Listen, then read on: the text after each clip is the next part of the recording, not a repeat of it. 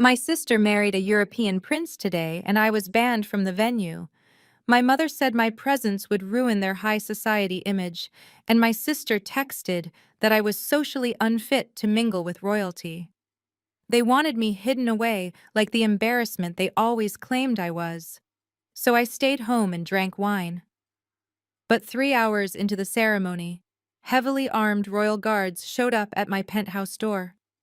His Majesty requests your presence immediately, they told me. They had no idea I was already tracking the millions the groom had stolen.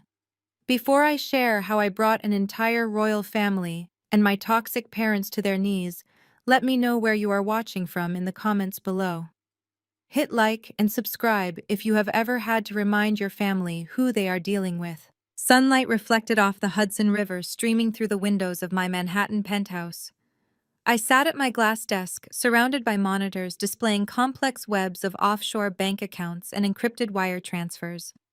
My name is Octavia. I am 32 years old and the chief executive officer of a global cyber forensics firm. I specialize in tracking hidden assets for billionaires and hunting down financial criminals. My family back in Atlanta knows none of this.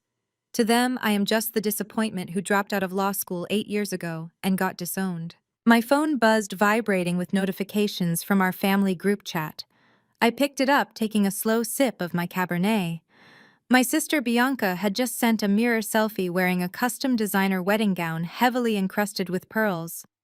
She looked radiant and incredibly smug. Below the photo, her text read, "Please tell me you are not planning to show up and embarrass me today, Octavia.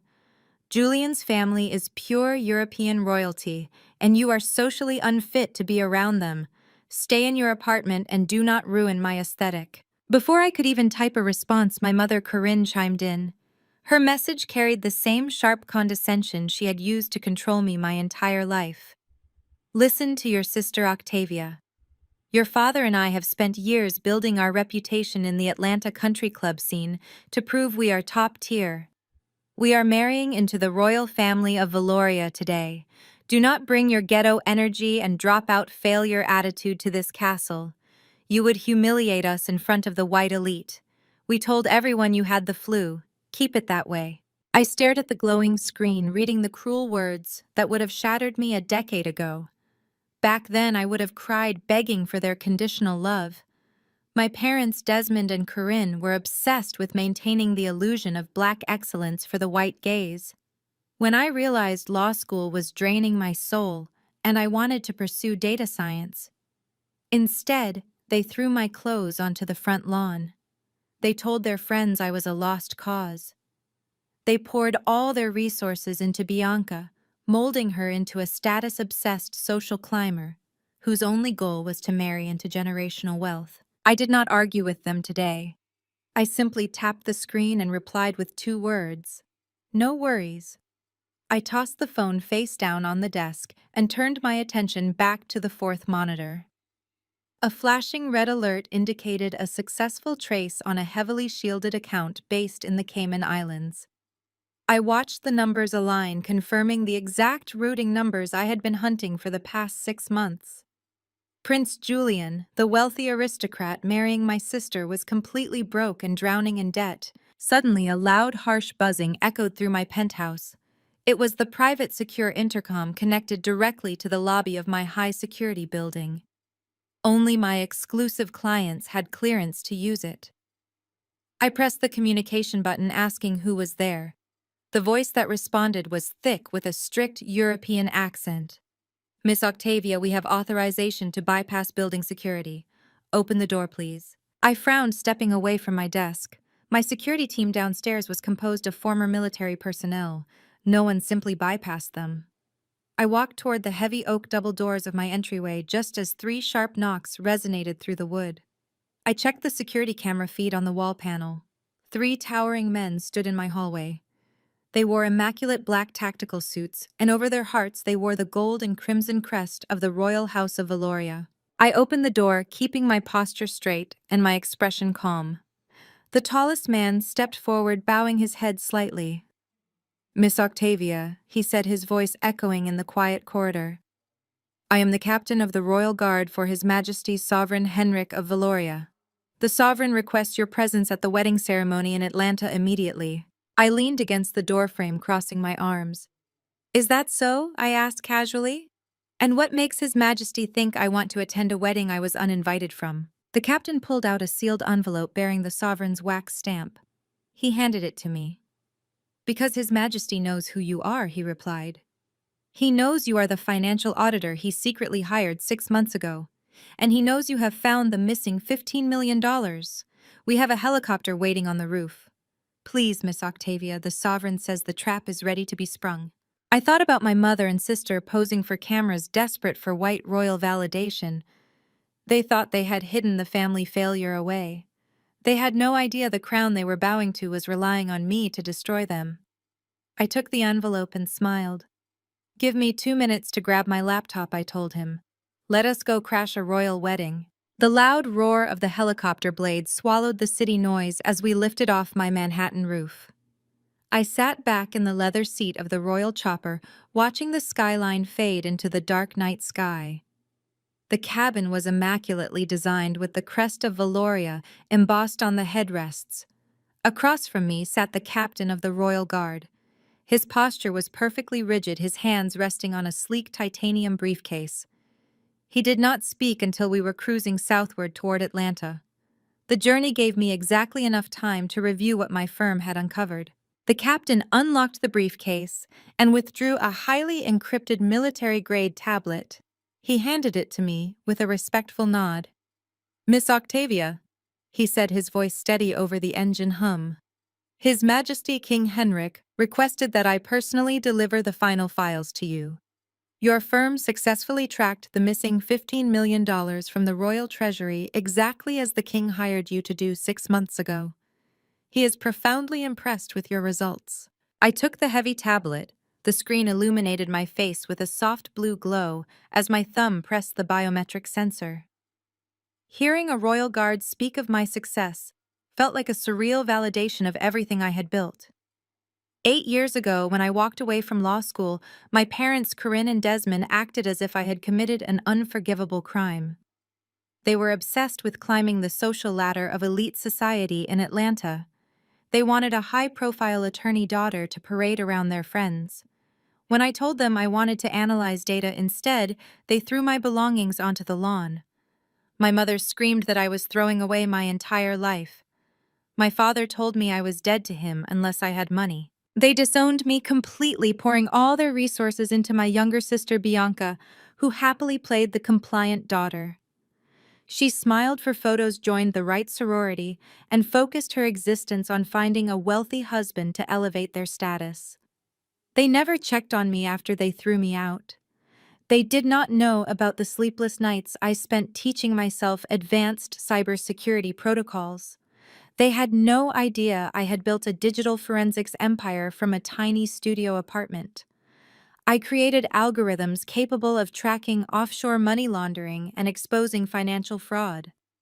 I became the ghost in the machine protecting global billionaires, while my parents still thought of me as a failure. I focused my attention back on the tablet, swiping through the massive financial audit my team had completed for the King of Valoria.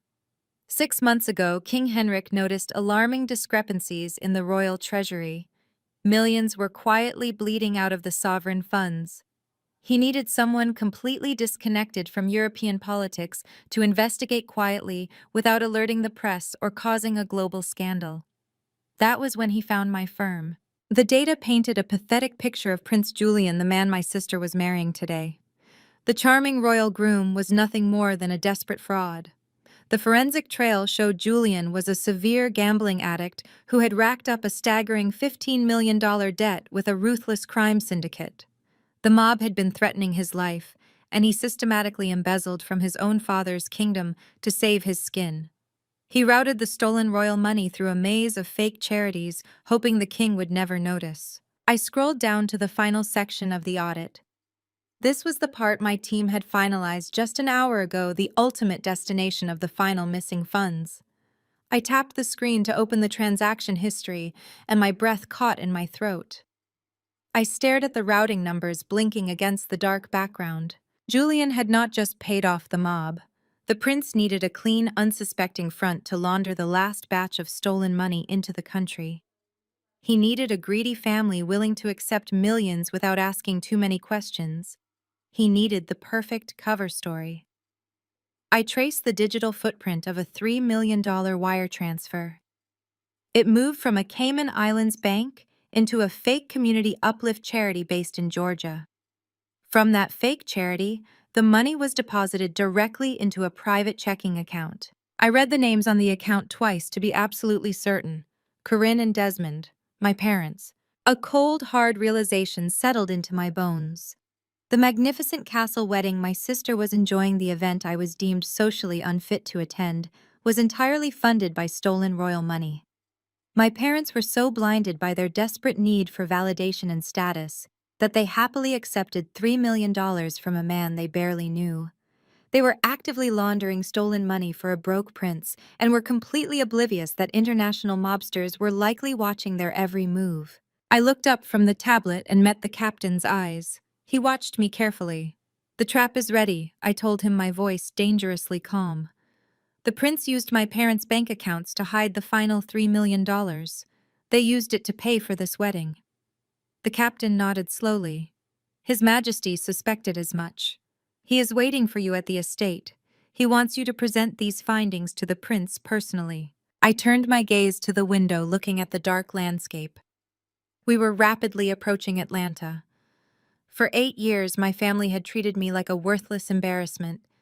They banned me from this wedding to protect their image. But their world was a house of cards built on fraud and stolen money. I was the one holding the match, about to burn it all down. The helicopter banked sharply, preparing for descent, and I felt a profound sense of anticipation. They wanted to pretend I did not exist. Tonight they would learn who I had become. The roar of the helicopter blades sliced through the humid night air as we descended toward the estate. Looking down, I saw manicured lawns transformed into a spectacle of wealth. Silk tents billowed in the breeze, illuminated by fairy lights strung through oak trees. It was the display my parents lived for. Every floral arrangement, crystal chandelier, and ice sculpture was paid for with stolen funds. My parents had no idea they were throwing a crime scene. The helicopter touched down on the far edge of the property. The guards opened the door, and the thick Georgia heat washed over my face. I stepped out onto the grass, not wearing a bridesmaid dress, but a charcoal power suit. It was the armor of a chief executive officer. The head guard walked by my side as we approached the mahogany doors of the main hall. I could hear the music of a string quartet. I pushed the doors open and walked into the grand ballroom. The scale of the reception was staggering. The room was a sea of European aristocrats mingling with my parents, desperate friends from their Atlanta country clubs. Waiters circulated with silver trays of champagne. Right in the center of the room, holding court, was my mother, Corinne. She wore a custom beaded gown, laughing loudly at a joke made by an elderly duke. Beside her, my father Desmond held a glass, puffing out his chest. My mother turned to grab champagne, and her eyes locked onto mine. I saw the exact moment her crafted facade shattered. The color drained from her face, leaving her looking terrified beneath her makeup. She nudged my father sharply in the ribs. Desmond turned, his eyes widening in horror as he saw his disgraced dropout daughter standing under the chandelier. They abandoned their guests mid-sentence and power walked toward me. They reached me before I could make it to the center of the room. My mother grabbed my left arm, her manicured nails digging painfully through the fabric of my suit jacket. My father grabbed my right shoulder, roughly shoving me into a dimly lit alcove behind a floral arrangement to hide me away from their guests. "What in the world are you doing here, Octavia?" My mother hissed, her voice a venomous whisper aimed right at my face. "You are an embarrassment to this family. I told you to stay in your apartment and not bring your ghetto energy to this castle." I looked at her perfectly styled hair and the panicked sweat forming on her forehead. "I just wanted to congratulate my sister," I said, my voice calm and devoid of emotion. My father tightened his grip on my shoulder, his face contorted with rage. "Do not play games with us, you failure," he spat. "You think you can just show up here and beg for money? You dropped out of law school and disgraced our name. We spent years building our reputation, and you are socially unfit to be around these people. Security will drag you out before you ruin Bianca's day." They were so consumed by their need to project an elite image that they could not see the reality right in front of them. They cared more about impressing strangers than their own daughter standing before them after 8 years. "What is the meaning of this disruption?" a sharp, arrogant voice demanded. Prince Julian stepped into the alcove, his posture stiff with aristocratic entitlement. The groom looked impeccable in his military uniform, but his eyes were cold. He looked me up and down with disgust, taking in my tailored suit instead of a traditional gown. He turned to my parents, his lip curling into a sneer. "Desmond, is this the disgraced sister you warned me about?" My mother immediately let go of my arm and transformed back into the fawning social climber. "Oh, Your Highness," she gasped, bowing her head slightly. "We are incredibly sorry for this intrusion. She has always been deeply unstable and jealous of your beautiful bride. We will have her removed immediately so she does not taint your royal celebration." Julian did not even look at my mother. He kept his cold gaze fixed on me. He snapped his fingers, gesturing to the 2 guards standing near the ballroom entrance. "Guards, get this dropout off the property immediately and ensure she does not return." The ballroom around us quieted down as guests noticed the commotion in the corner. Whispers rippled through the crowd. My sister Bianca noticed the scene from the dance floor and covered her mouth in dramatic horror, playing the perfect victim. But the 2 royal guards did not move. They looked at Prince Julian and then looked directly at me. They knew exactly who I was. They knew I signed their paychecks this month. They knew I held the financial fate of their nation in my briefcase. They hesitated, shifting their weight, refusing to even touch me. "What is wrong with you?" Julian shouted, his face turning red with embarrassment. "I gave you a direct order to throw her out." Before the prince could take another breath, the string quartet stopped playing. A heavy, booming voice echoed from the top of the grand marble staircase, cutting through the dead silence of the ballroom. "Unhand her immediately." Every head in the room snapped upward. King Henrik, the sovereign of Valoria, stood at the top of the stairs, looking down at the crowd with absolute authority. His stern gaze bypassed my trembling parents, bypassed his furious son, and landed squarely on me. He slowly descended the velvet-lined steps, the room parting as he approached our alcove. My parents held their breath, waiting for the king to unleash his wrath upon the intruder. But King Henrik did not call for security. He stopped directly in front of me and offered a respectful bow. "She is not leaving," the king announced, his voice echoing off chandeliers. "She is my guest of honor." The king gestured toward the empty chair directly to his right, a seat traditionally reserved for the parents of the bride. My father Desmond had already begun moving toward it, straightening his tailored jacket with a look of supreme triumph on his face.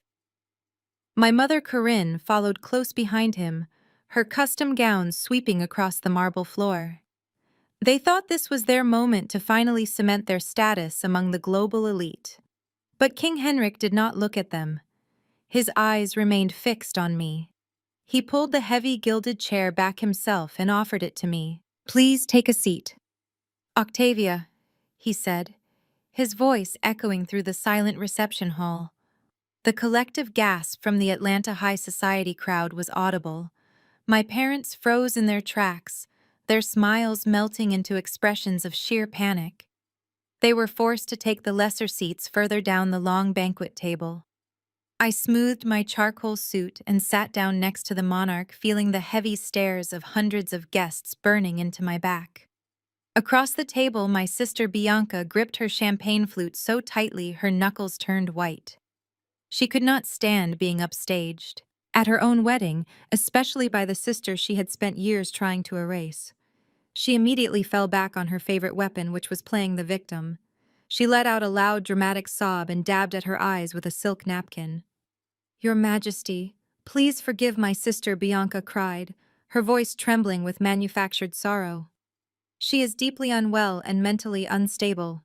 My parents have spent hundreds of thousands of dollars on her therapy over the years, but she is just a lost cause." She has always been obsessed with ruining my happiness. My mother immediately chimed in, nodding vigorously. Yes, Your Majesty.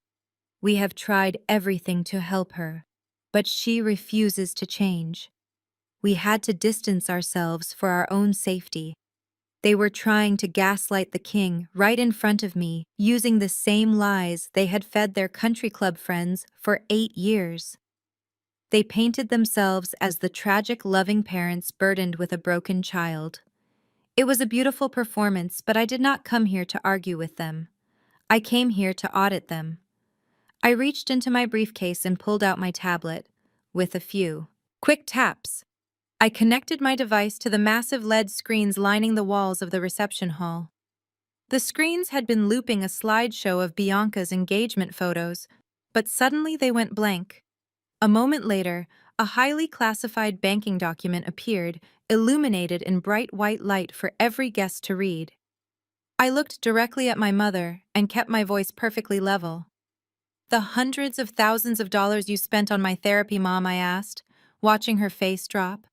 "Or do you mean the $150,000 from my college savings account that you illegally drained to buy Bianca a luxury vehicle so she could impress her sorority sisters back in college?" The entire ballroom went dead silent.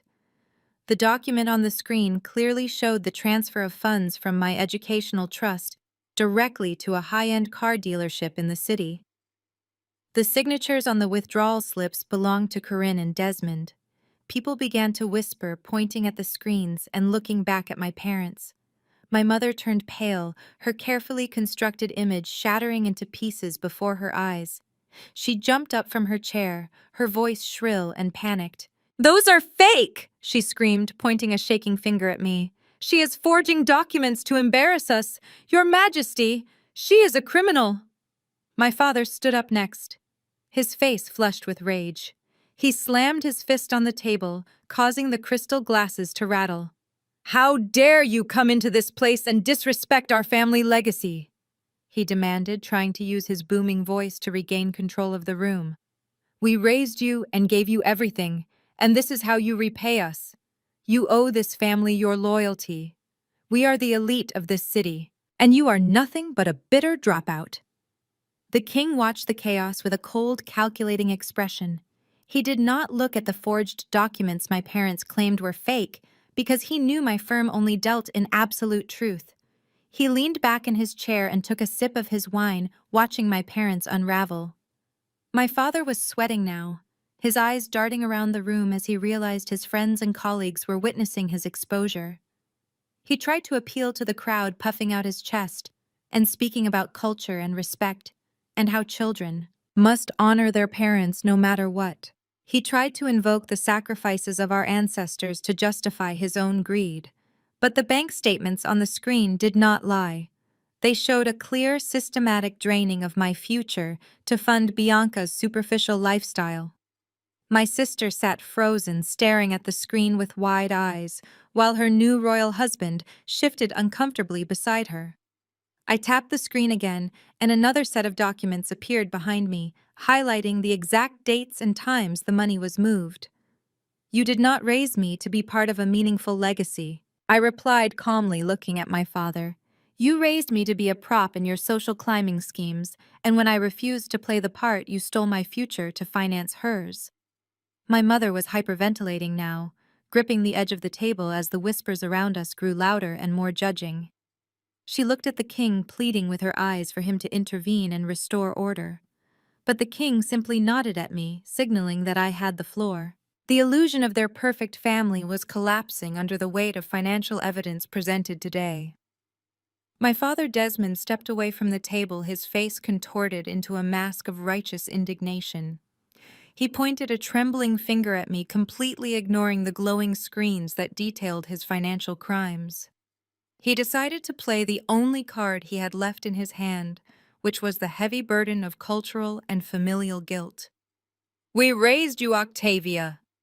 He bellowed, his voice echoing off the vaulted ceilings of the reception hall. "We sacrificed everything to give you a life of privilege, and this is how you repay us. You owe this family your loyalty and your silence.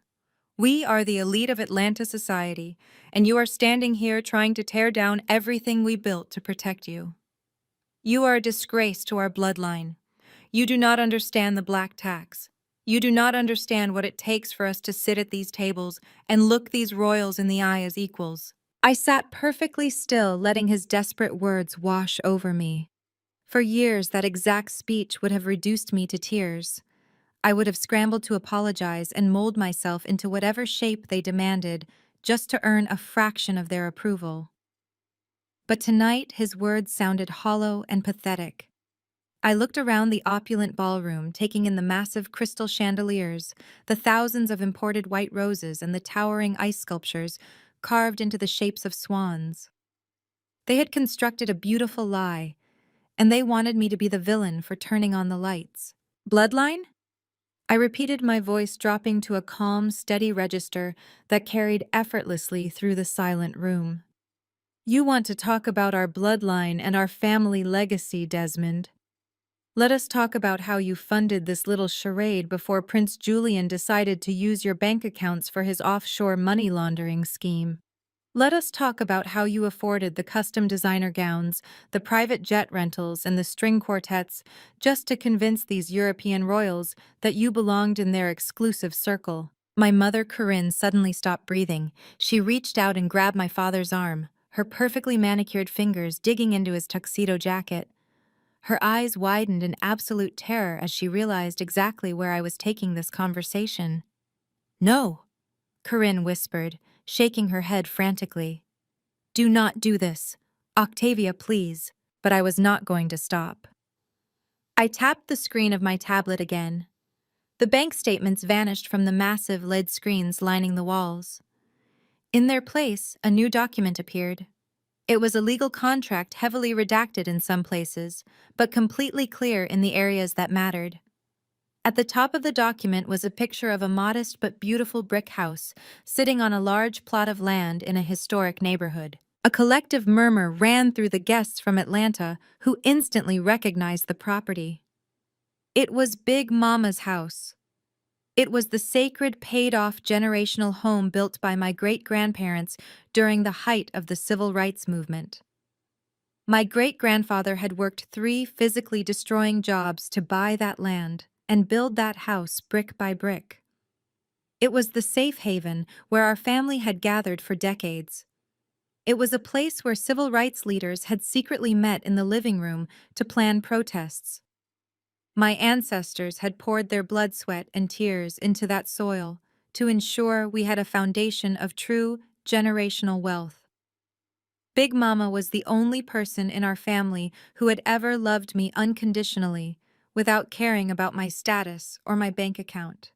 When she passed away, she left the house to my father with one strict written instruction to never ever put it at risk. It was the one thing in our family that was pure and untouched by my parents: toxic obsession with social climbing. Until 6 months ago, I said, projecting my voice so every aristocrat and socialite in the room could hear me clearly over the silence.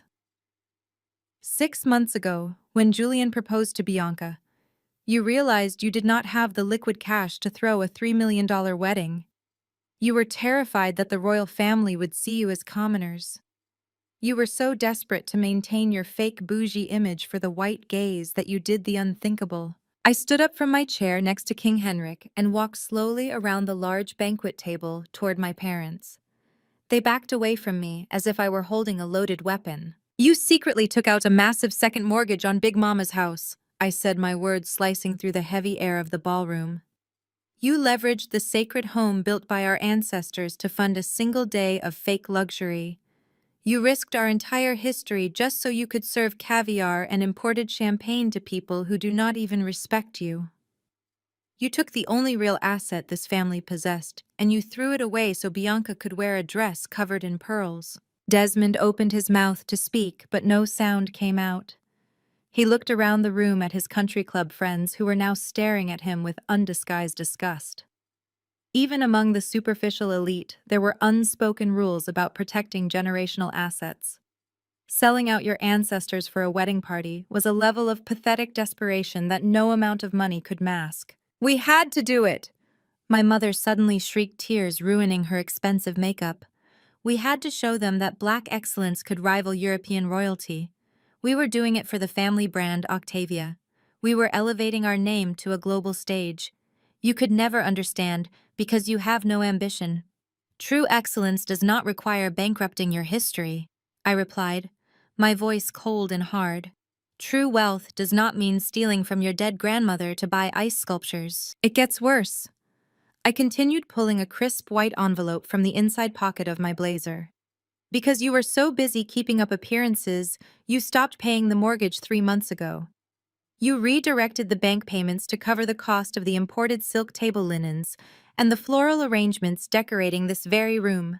You traded the roof over your family's history for a fleeting moment of social media validation. Bianca let out a loud, dramatic wail, collapsing back into her chair.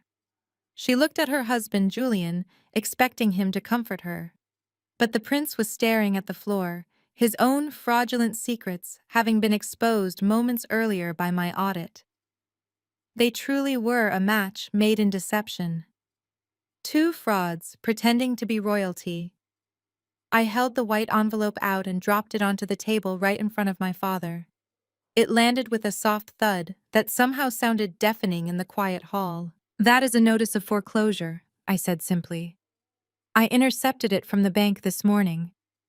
Because you missed 3 consecutive payments to fund ice sculptures and defaulted on the strict terms of the loan, the bank is seizing Big Mama's house tomorrow morning at exactly 8 o'clock. You have officially lost the family home, Desmond.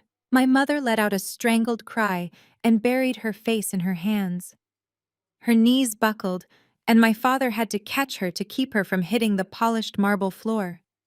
The grand illusion they had spent decades meticulously building was officially dead.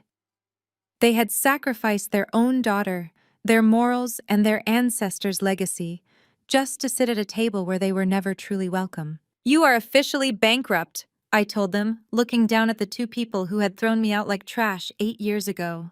You have no money, no status, and by tomorrow morning, you will have no legacy. The collective gasp from the Black Atlanta elite echoed through the grand ballroom.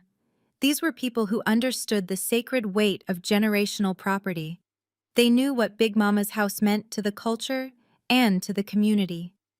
To hear that my parents had mortgaged our history for a single night of validation was the ultimate betrayal. Whispers erupted into loud judgment. Women in beaded gowns shook their heads in absolute disgust. Men who had golfed with my father turned their backs to him. The illusion was shattered. Bianca could not handle the shift in the room. The adoration she had been bathing in all night had instantly turned into toxic pity and scorn. She let out a piercing wail, burying her face against the pristine white uniform of her new husband. She sobbed hysterically, begging him to make it stop, to fix the humiliation that was raining down on our family. Prince Julian puffed out his chest, standing tall in his military medals. He looked at the crowd with absolute disdain before turning his cold, aristocratic glare on me. He was playing the role he thought he was born to play, the wealthy white European savior riding in to rescue his distressed bride and her humiliated family.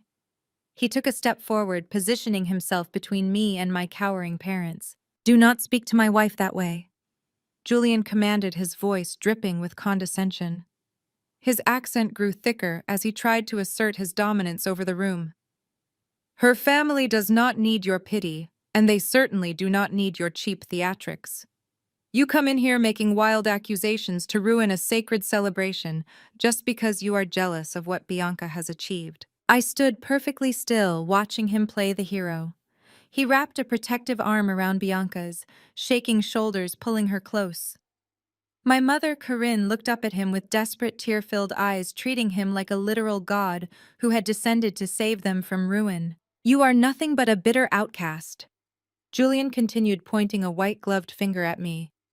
"Desmond and Corinne are part of my family now. They are protected by the crown of Valoria. Whatever minor financial issues they might have are entirely irrelevant. I am a prince. I have access to generational wealth that you cannot even fathom. I will write a check and pay off their little house right now. I will buy the bank that holds the mortgage if I have to." My father, Desmond, let out a breath of relief. He nodded vigorously, trying to regain his posture.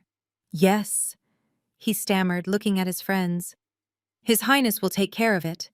This is just a temporary misunderstanding. I reached over to the table and picked up a crystal flute of champagne that had been abandoned by a fleeing guest. I took a slow, deliberate sip, the bubbles fizzing against my tongue. Then I laughed. It was not a polite chuckle, but a deep, genuine laugh that cut through the tension in the ballroom. My parents stared at me as if I had lost my mind. Julian narrowed his eyes, his jaw ticking with suppressed rage. "Pay off the house with what money, Your Highness?" I asked, lowering the champagne glass. Julian's face turned a shade of crimson. "How dare you question my wealth?" he snarled. "I am the heir to the Valorian estate. I have millions at my disposal." "You had millions at your disposal," I corrected him, keeping my voice steady and clear for the room to hear. "Until I audited your entire financial existence. You see, Julian, my firm was not just hired to find out where the missing royal treasury funds went.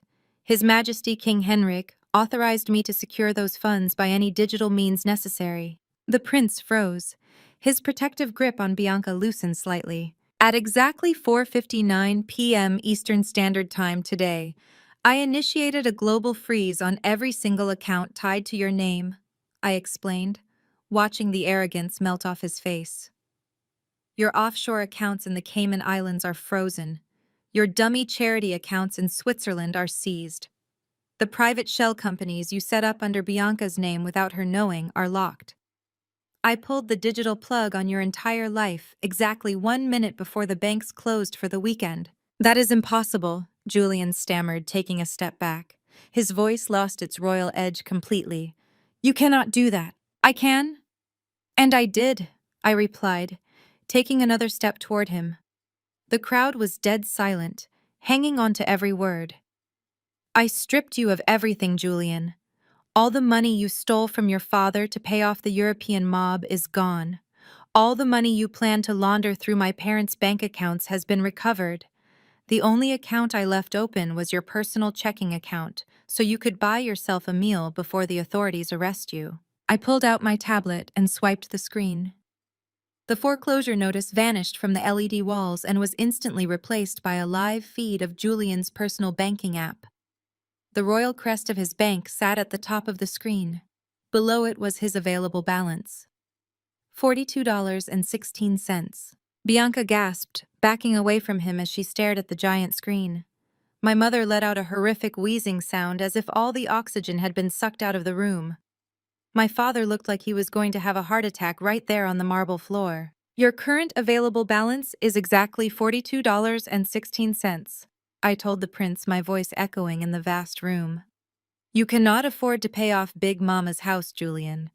You cannot even afford to pay the catering staff for the shrimp puffs they passed around an hour ago. You are just as broke and desperate as the people you married into." Julian turned frantically to his father. King Henrik stood a few feet away, watching his son with absolute disgust. "Father, tell them this is a lie," Julian pleaded, holding his hands out. "Tell them I have access to the royal treasury. Tell them I am your heir." King Henrik looked at his son with eyes as cold as ice. "You are a thief," he said, his heavy accent vibrating with restrained fury. "You stole from your own people to fund a degenerate gambling habit. You brought shame to our nation, and you tried to drag these foolish people down with you. Miss Octavia speaks the absolute truth. You have nothing." Julian looked around the room like a trapped animal. The Atlanta elite were openly sneering at him now. The wealthy savior was a myth. The royal wedding was a scam. He looked at Bianca, who was staring at him with pure hatred. She had sold her soul for a crown and a bank account, only to discover the crown was tarnished and the bank account was completely empty. He tried to grab Bianca's arm, but she yanked it away, stumbling back into our mother. "Do not touch me!" Bianca screamed, her perfect bridal composure completely destroyed. "You told me you were a billionaire. You told me we were going to live in a palace." I watched the Prince of Valoria realize that his entire world had collapsed. He had no money, no power, and no escape. The white savior had empty pockets, and the black elite he had looked down upon were witnessing his ultimate humiliation. The silence in the room was replaced by a rising tide of furious murmurs. The prominent judges, doctors, and socialites who had tolerated my parents' arrogance for years were now looking at them as if they were a disease. Corinne slumped into a chair, clutching her chest, while Desmond stared blankly at the massive screen, displaying the miserable $42 balance. They had sacrificed their authentic legacy for a shiny European lie, and now they were left with absolutely nothing. The king gestured to his royal guards, who immediately flanked Julian, removing him from the bride he had intended to use as a shield. I took another slow sip of champagne, enjoying the taste. 8 years of being treated like dirt had finally led to this moment. My parents had tried to bury me alive because I did not fit their vision of high society perfection, but I had clawed my way out and built an empire. And now, standing in my tailored suit surrounded by the wreckage of their fake royal wedding, I was the only one left holding the power. King Henrik turned his piercing gaze from his disgraced son back to me. He gave a slow, deliberate nod, signaling that it was time to finish what we started. I set my champagne glass down on the table and picked up my tablet once again. The massive LED screens lining the ballroom shifted from the humiliating bank balance to a complex web of financial diagrams and wire transfer logs. The glowing lines connected hidden offshore accounts to shadowy entities across the globe. The guests leaned in, completely captivated by the digital forensic trail unfolding before their eyes. I want everyone to understand exactly who this prince really is, I said, my voice steady and commanding. Julian has spent the last decade portraying himself as an incredibly wealthy European aristocrat, a man of culture and unlimited resources. But behind the tailored uniforms and the arrogant smirk, he is nothing more than a desperate degenerate. The data on the screen zoomed in on a series of massive transactions originating from underground casinos in Macau and exclusive high-stakes poker rooms in Monaco. Julian is a severe gambling addict, I announced, watching as the whispers in the ballroom erupted into loud gasps. Over the past 3 years, he managed to accumulate a staggering $15 million debt. But he did not owe this money to standard creditors or polite bankers. He owed it to an incredibly dangerous Eastern European crime syndicate. The screens displayed photographs of known mob associates alongside encrypted messages threatening Julian's life. The syndicate did not care about his royal title. They gave him a deadline to pay back the $15 million, or they were going to eliminate him. Julian was terrified and completely cut off from the legitimate royal treasury by his father, who had already suspected his reckless behavior, desperately trying to save his own life. The prince began stealing from his own kingdom. I continued scrolling to the next set of documents. He manipulated ancient royal charter funds and slowly siphoned millions out of Valoria, hiding the theft behind layers of bureaucratic red tape. But stealing the money was only half the problem. He had to find a way to launder the stolen royal funds and pay off the mob without drawing the attention of international authorities or his father's auditors. He needed a front, a clean, unsuspecting entity in a foreign country that could wash the money and send it to the syndicate without raising any red flags. Julian squirmed between the royal guards, his face pale and slick with sweat. Bianca stared at him, her chest heaving as the reality of her fairy tale romance began to rot right in front of her. He did not come to Atlanta looking for a bride, I said, my gaze shifting to my sister, who was now shaking uncontrollably. He did not fall in love with you, Bianca. He fell in love with the perfect opportunity to save his own skin. He targeted you because of our parents. My mother Corinne let out a choked sob, wrapping her arms around herself. My father looked like he wanted the floor to swallow him whole. I tapped the screen, bringing up the tax records of my parents' supposed philanthropic endeavor. For years, Desmond and Corinne have operated the Atlanta Community Uplift charity. They used it to host lavish galas and boost their social standing among the elite, pretending to care about the underprivileged. But my forensic audit revealed that this charity has virtually no operational history. It is a ghost organization, a perfect hollow shell company. Julian realized that your parents' fake charity was the ultimate vehicle for his money laundering scheme. I explained the pieces of the puzzle locking together for the entire room to see. He proposed to you, Bianca, not because you were his soulmate, but because marrying into this family gave him unrestricted access to that charity's accounts. Under the guise of generous wedding gifts and international philanthropic partnerships, Julian wired the stolen royal funds directly into the Atlanta Community Uplift accounts. Desmond and Corinne were so blinded by their desperation to be associated with white European royalty that they never asked a single question. They gladly accepted millions of dollars into their charity accounts, assuming it was just the perks of having a wealthy prince as a son-in-law. They signed the transfer authorizations themselves, unwittingly washing $15 million of stolen money for a criminal syndicate. They thought they were securing their elite status, but instead they became international money launderers. The ballroom was completely silent save for the sound of my mother's weeping. The high society guests who had previously worshipped my parents were now looking at them as if they were toxic. My father tried to take a step forward, holding his hands up in a pleading gesture. "Octavia, please!" he begged, his voice cracking. We did not know. We had no idea about the mob or the stolen money. "You have to believe us. We just wanted the best for your sister." I looked at the man who had thrown me out of his house for choosing my own path. "You did not care where the money came from as long as it bought you a seat at the table," I said coldly. "And now, because you let a desperate addict use your charity to pay off the mob, the Eastern European syndicate knows exactly who your family is." Julian felt the icy reality of his situation closing in around him. The royal guards were tightening their grip on his arms, and the entire ballroom was staring at him like he was a diseased rat. Cornered and desperate, he did what cowards always do, which is turn on the closest person to him. He violently shoved Bianca away from him, causing her to stumble back into our parents' table. He pointed a shaking finger at her, his face twisted in a pathetic sneer. She knew he screamed, his voice cracking under the pressure. "Do not look at me like I am the only monster here." She knew exactly where the money was coming from. She demanded a $10 million estate in Beverly Hills and a private jet just for her shopping trips. She is nothing but a greedy gold digger who would sell her own soul to pretend she is royalty. She helped me set up the transfers. She signed the papers right alongside her idiot parents. Bianca gasped, clutching her chest as if she had been physically struck. "Julian, how could you?" she cried, her perfectly manicured hands trembling. "I loved you. I thought we were building an empire together.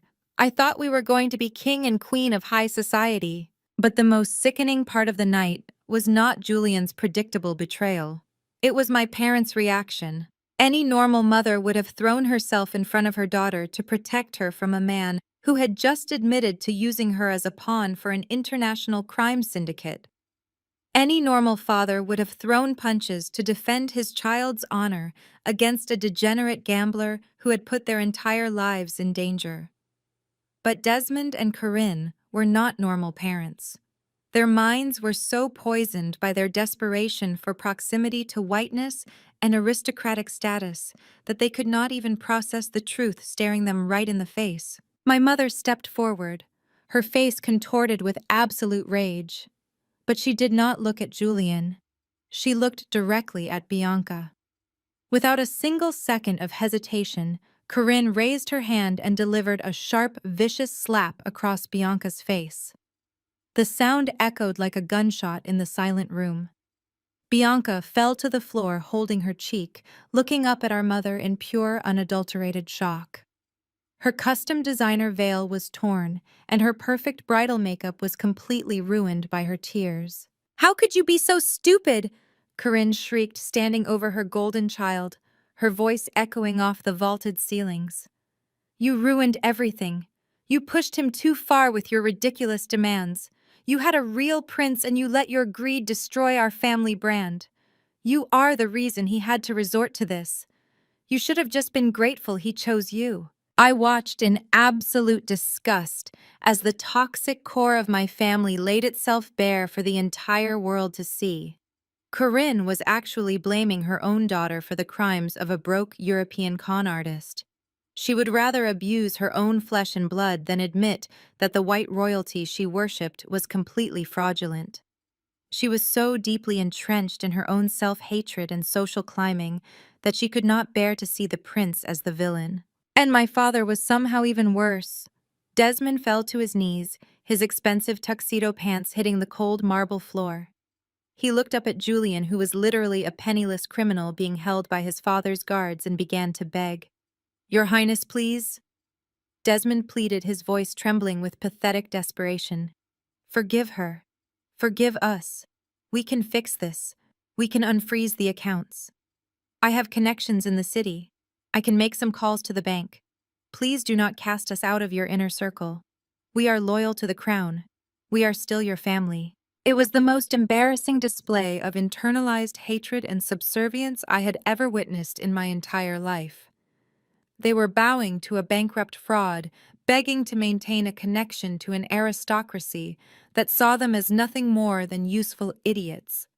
They were willing to sacrifice their black daughter, their generational home, and their own dignity just to keep up the illusion that they belonged in his elite European world. They were literally groveling at the feet of a man who had stolen their history and jeopardized their freedom. Julian sneered down at my father, kicking Desmond's hands away, as if my father was covered in filth. "Get off me, you pathetic old man!" Julian spat, his true colors fully shining through. "You are nothing to me. You were just a signature on a bank transfer. You and your desperate wife made it so easy. You were so eager to please me, you would have handed over the deed to your own souls if I had asked for it." The elite crowd from Atlanta watched this humiliating spectacle in horrified silence. The sheer level of degradation was too much even for the most superficial socialites in the room. People were starting to quietly grab their coats and edge toward the massive oak doors of the ballroom. They wanted to distance themselves from my parents' toxic implosion before they got caught in the crossfire or associated with the criminal investigation that was surely coming. The room was thick with the scent of fear and imported roses. But the night was not over. The crossfire was already here. As the first few guests reached for the brass handles of the grand exit doors, a loud metallic clank echoed through the hall. The doors did not open. A group of men who had been sitting quietly at a table near the back suddenly stood up in unison. They were dressed in tailored suits just like everyone else, but there was a hard, violent edge to the way they moved. They were not country club friends, and they certainly were not members of the Valorian royal court. They were the legal frontmen for the Eastern European Syndicate, and they had been hiding in plain sight as wedding guests all night, eating the caviar and drinking the champagne my parents had mortgaged Big Mama's house to buy. The largest of the men stepped forward. He reached under his tailored jacket and produced a heavy steel chain and a padlock, clicking it firmly into place across the ornate handles of the main exit. He tossed the key into his pocket and turned to face the terrified ballroom. The music had long since stopped, and the only sound was the panicked breathing of hundreds of trapped guests. Some of the women began to quietly sob, while the men backed away from the exits. The man walked slowly toward the center of the room, his hard, dead eyes fixed on Julian and my groveling parents. The prince froze, his arrogant sneer completely vanishing as pure terror washed over his face. He knew exactly who these men were. My father scrambled backward on his hands and knees, scrambling away from the man whose very presence radiated absolute danger. The syndicate enforcer paused, looking at the frozen bank account still projected on the massive screens behind me. He let out a low, dark chuckle that sent shivers down the spines of everyone in the room. So the man said, his voice thick with a heavy Eastern European accent that carried effortlessly through the terrified crowd. "The prince's accounts are frozen. That is very unfortunate for him. But we do not care about frozen offshore accounts. We only care about what is owed to us. $15 million does not just disappear into thin air." He looked down at my father, who was still cowering on the floor, and then over at my mother, who was trembling next to the daughter she had just struck. The illusion of their high society life was completely shattered, replaced by the brutal reality of the criminal underworld they had foolishly invited into their home. "If His Highness cannot pay," the man said, pulling a sleek black handgun from his coat and resting it casually against his side, "then someone in this family needs to pay us. Tonight." The room erupted into absolute chaos. The mob enforcer cocked his weapon, and the metallic click sent a wave of sheer terror through the Atlanta elite. Women screamed, clutching their pearls, while men scrambled under the banquet tables, their expensive suits dragging across the floor. King Henrik stood his ground, his royal guards instantly drawing their own weapons and creating a tense standoff right in the middle of the dance floor. But the syndicate members had the heavy oak doors locked and the exits completely blocked. They did not care about a shootout or royal security details. They only cared about their $15 million, and they were not leaving without it. My father Desmond, realizing that his fake royal son-in-law was entirely useless, turned his wild, panicked eyes toward me. He saw me standing there, perfectly composed, flanked by the king's security team, and holding my tablet like a shield. The realization hit him like a freight train. The daughter he had discarded, the dropout he had mocked, was the only one in the room with the power and the resources to get them out of this nightmare. He scrambled across the marble floor, his knees sliding on spilled champagne and crushed white roses. He literally fell to the ground at my feet, grasping at the air just inches from my tailored trousers. "Octavia, please," he begged, his booming, authoritative voice reduced to a pathetic, trembling whimper. "You work for the king. You have money. You have power and connections.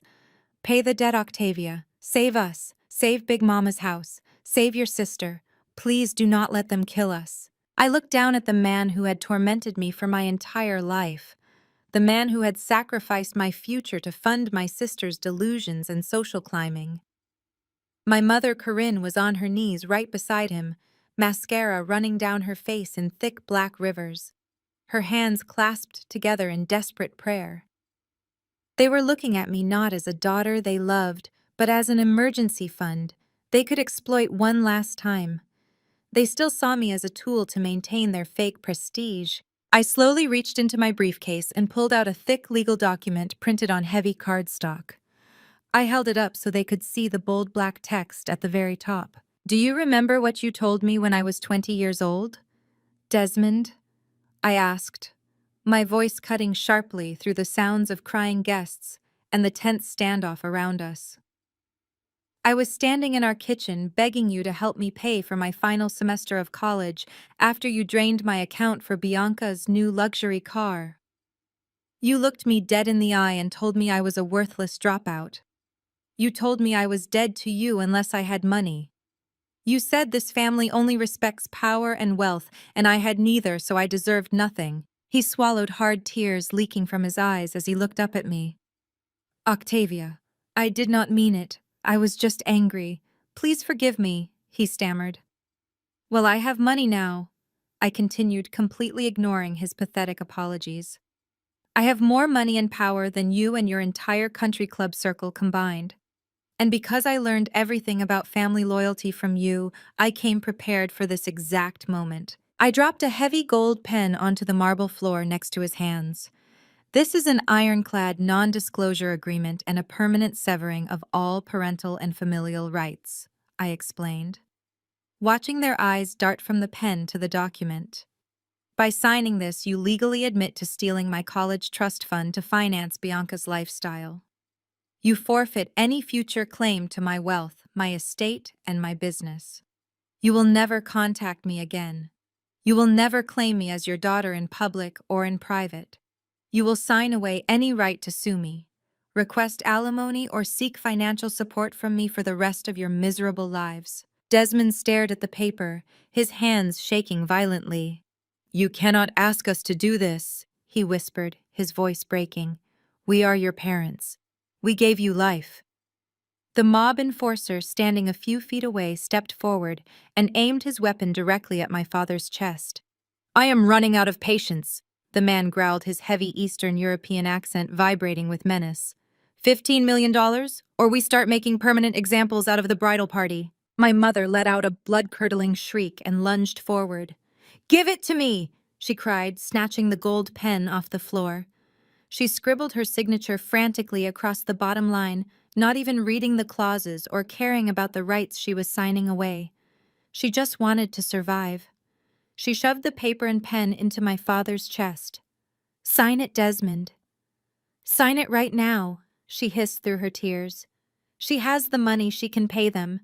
Just sign the paper so we can live. My father looked at me one last time, searching my face for a shred of the desperate little girl who used to beg for his love and approval. He found nothing but cold, hard resolution.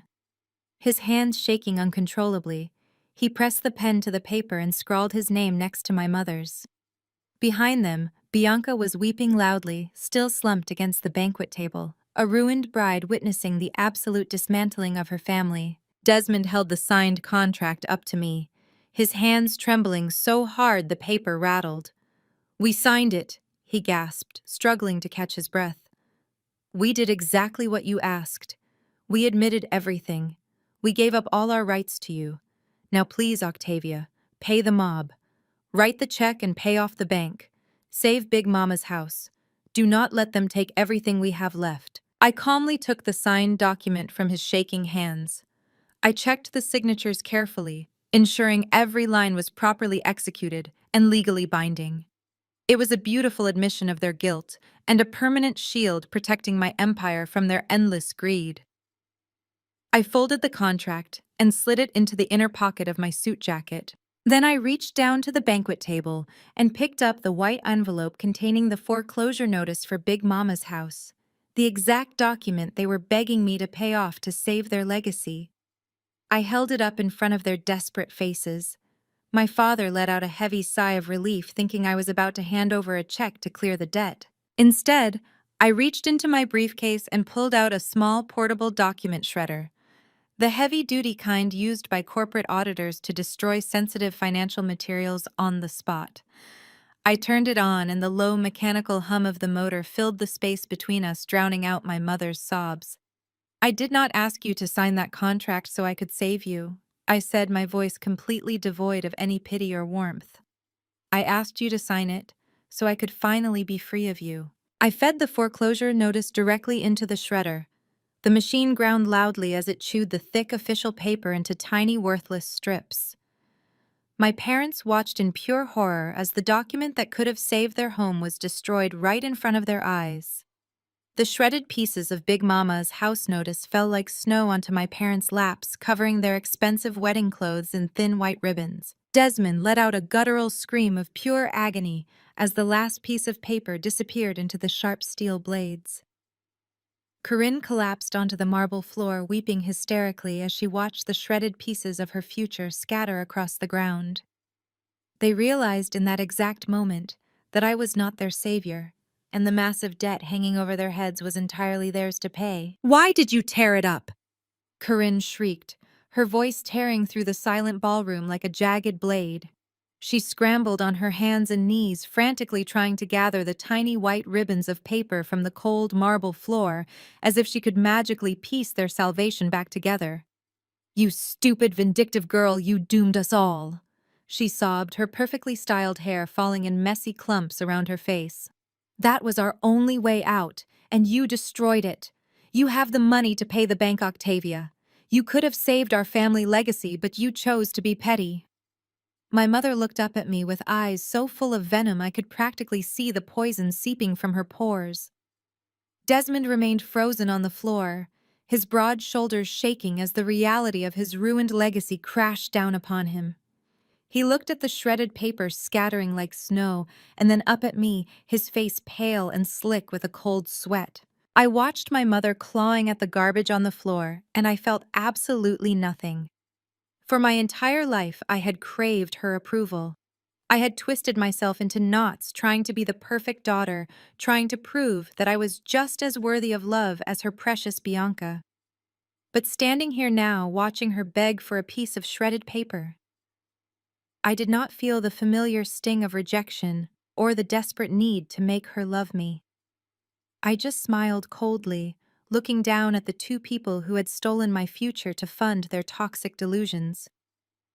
I am not paying off the bank for you, I said, my voice echoing perfectly through the massive space. You think I brought that document here to save you? You think I spent the last 5 years building a corporate empire just to hand my hard-earned money over to a bank to cover your pathetic social climbing debts? You really still think everything revolves around you and your desperate need to look wealthy in front of strangers? Corinne stopped gathering the paper, her hands trembling as she looked up at me from the floor. What are you talking about? She gasped, wiping a streak of black mascara from her cheek. The bank is going to take Big Mama's house. They are going to throw us out on the street because you let our business fail. I took a slow, deliberate step forward, ensuring every single word I spoke landed with maximum impact. The bank is not going to take Big Mama's house, Corinne, I explained, watching the confusion wash over her face. Because the bank no longer owns the debt. I bought the bank's debt 3 weeks ago. I paid it off in full and transferred the deed through a proxy corporation. Big Mama's house belongs to my LLC now. I am the sole owner of the estate you value more than your own children. The absolute silence in the ballroom was deafening. Desmond let out a strangled gasp, clutching his chest as if the air had been physically knocked out of his lungs. You are officially my tenants. I continued, my tone strictly business. And because you just signed a legally binding document severing all familial ties and forfeiting any claim to my assets, you have zero legal protection as family members. You are just two delinquent renters living in a property you cannot afford. Your eviction notice starts at midnight. You have exactly until the clock strikes 12 to gather whatever cheap designer knockoffs you can carry and get off my property. After midnight, the locks will be changed, and my private security team will physically remove anyone found trespassing on my estate. Desmond began to openly weep, burying his face in his large hands. The man who had thrown me out of his house for wanting to build my own life was now completely homeless at the hands of the daughter he had discarded. He had prioritized a fake European prince over his own flesh and blood, and this was his reward. Corinne simply stared at me, her mouth opening and closing as her brain short-circuited, trying to process the fact that the scapegoat of the family now held the deed to her entire existence. They had stolen my college fund to buy their way into high society, and now they were going to be sleeping on the streets while high society watched them fall in real time. They had literally signed away their last shred of dignity. But the delusion in our family ran incredibly deep. Suddenly, a shrill, hysterical laugh broke through the heavy tension of the room. Bianca pushed herself up from the banquet table, her ruined wedding dress dragging heavily across the floor. She stumbled forward, pointing a shaking finger at me, her diamond rings catching the light. "You cannot do this to me!" she screamed, her voice cracking with absolute madness. "I am a princess. You cannot evict a princess. I have diplomatic immunity. I am marrying into the royal family of Valoria, and I am completely immune to your pathetic commoner laws. You cannot touch me, and you cannot touch my parents' house." Bianca was completely losing her mind, clinging to the shattered fragments of her fairy tale, even as the mob stood by the locked doors and her fake prince cowered in the corner. She marched toward me, her eyes wild and unfocused, her veil hanging in tatters from her hair. "Julian will protect me," she declared, looking over at the sweating, terrified prince who was currently trying to hide behind a decorative marble pillar. "He is going to make me his queen, and we are going to live in a palace. We will buy 100 houses just to tear them down and build a monument to my royal lineage. You are just a jealous, bitter little girl who could never find a husband. You cannot touch royal blood, and you will bow to me when I wear the crown." The remaining guests whispered among themselves, watching my sister have a full psychotic break in real time. The scene was both tragic and pathetic. She was so obsessed with the title and the prestige that her mind simply refused to accept reality. She refused to acknowledge that Julian was a broke, degenerate gambler who owed millions to a dangerous crime syndicate. She kept screaming about royal decrees and diplomatic passports, completely ignoring the armed enforcers guarding the exits and the fact that her parents were currently kneeling in their own metaphorical graves. She was a captain going down with a ship that did not even exist, refusing to see the water rushing in around her. Enough! The single word boomed through the ballroom with such terrifying authority that the entire room seemed to physically shake.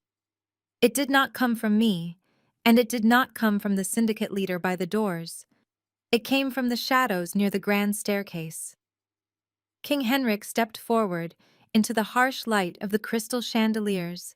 His face was like thunder, a dark storm of ancient royal fury that made Bianca's hysterical, screaming die instantly in her throat.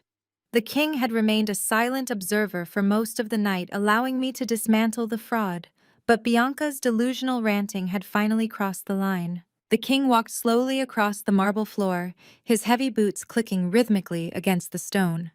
The royal guards instantly parted their ranks, creating a wide path for their monarch. Henrik did not look at my parents weeping on the floor, and he did not even look at the syndicate men guarding the exit. His piercing, terrifying gaze was locked entirely on my sister. Bianca shrank back, her fake royal confidence evaporating into thin air as the true king of Valoria towered over her. He looked at her ruined designer dress and her tear-stained face with absolute disgust. The delusion was about to be shattered by the only man whose authority could not be questioned. The king stopped mere inches from my sister. His presence was so immense that Bianca physically shrank back, her manic energy evaporating into pure terror. "You are no princess," he said.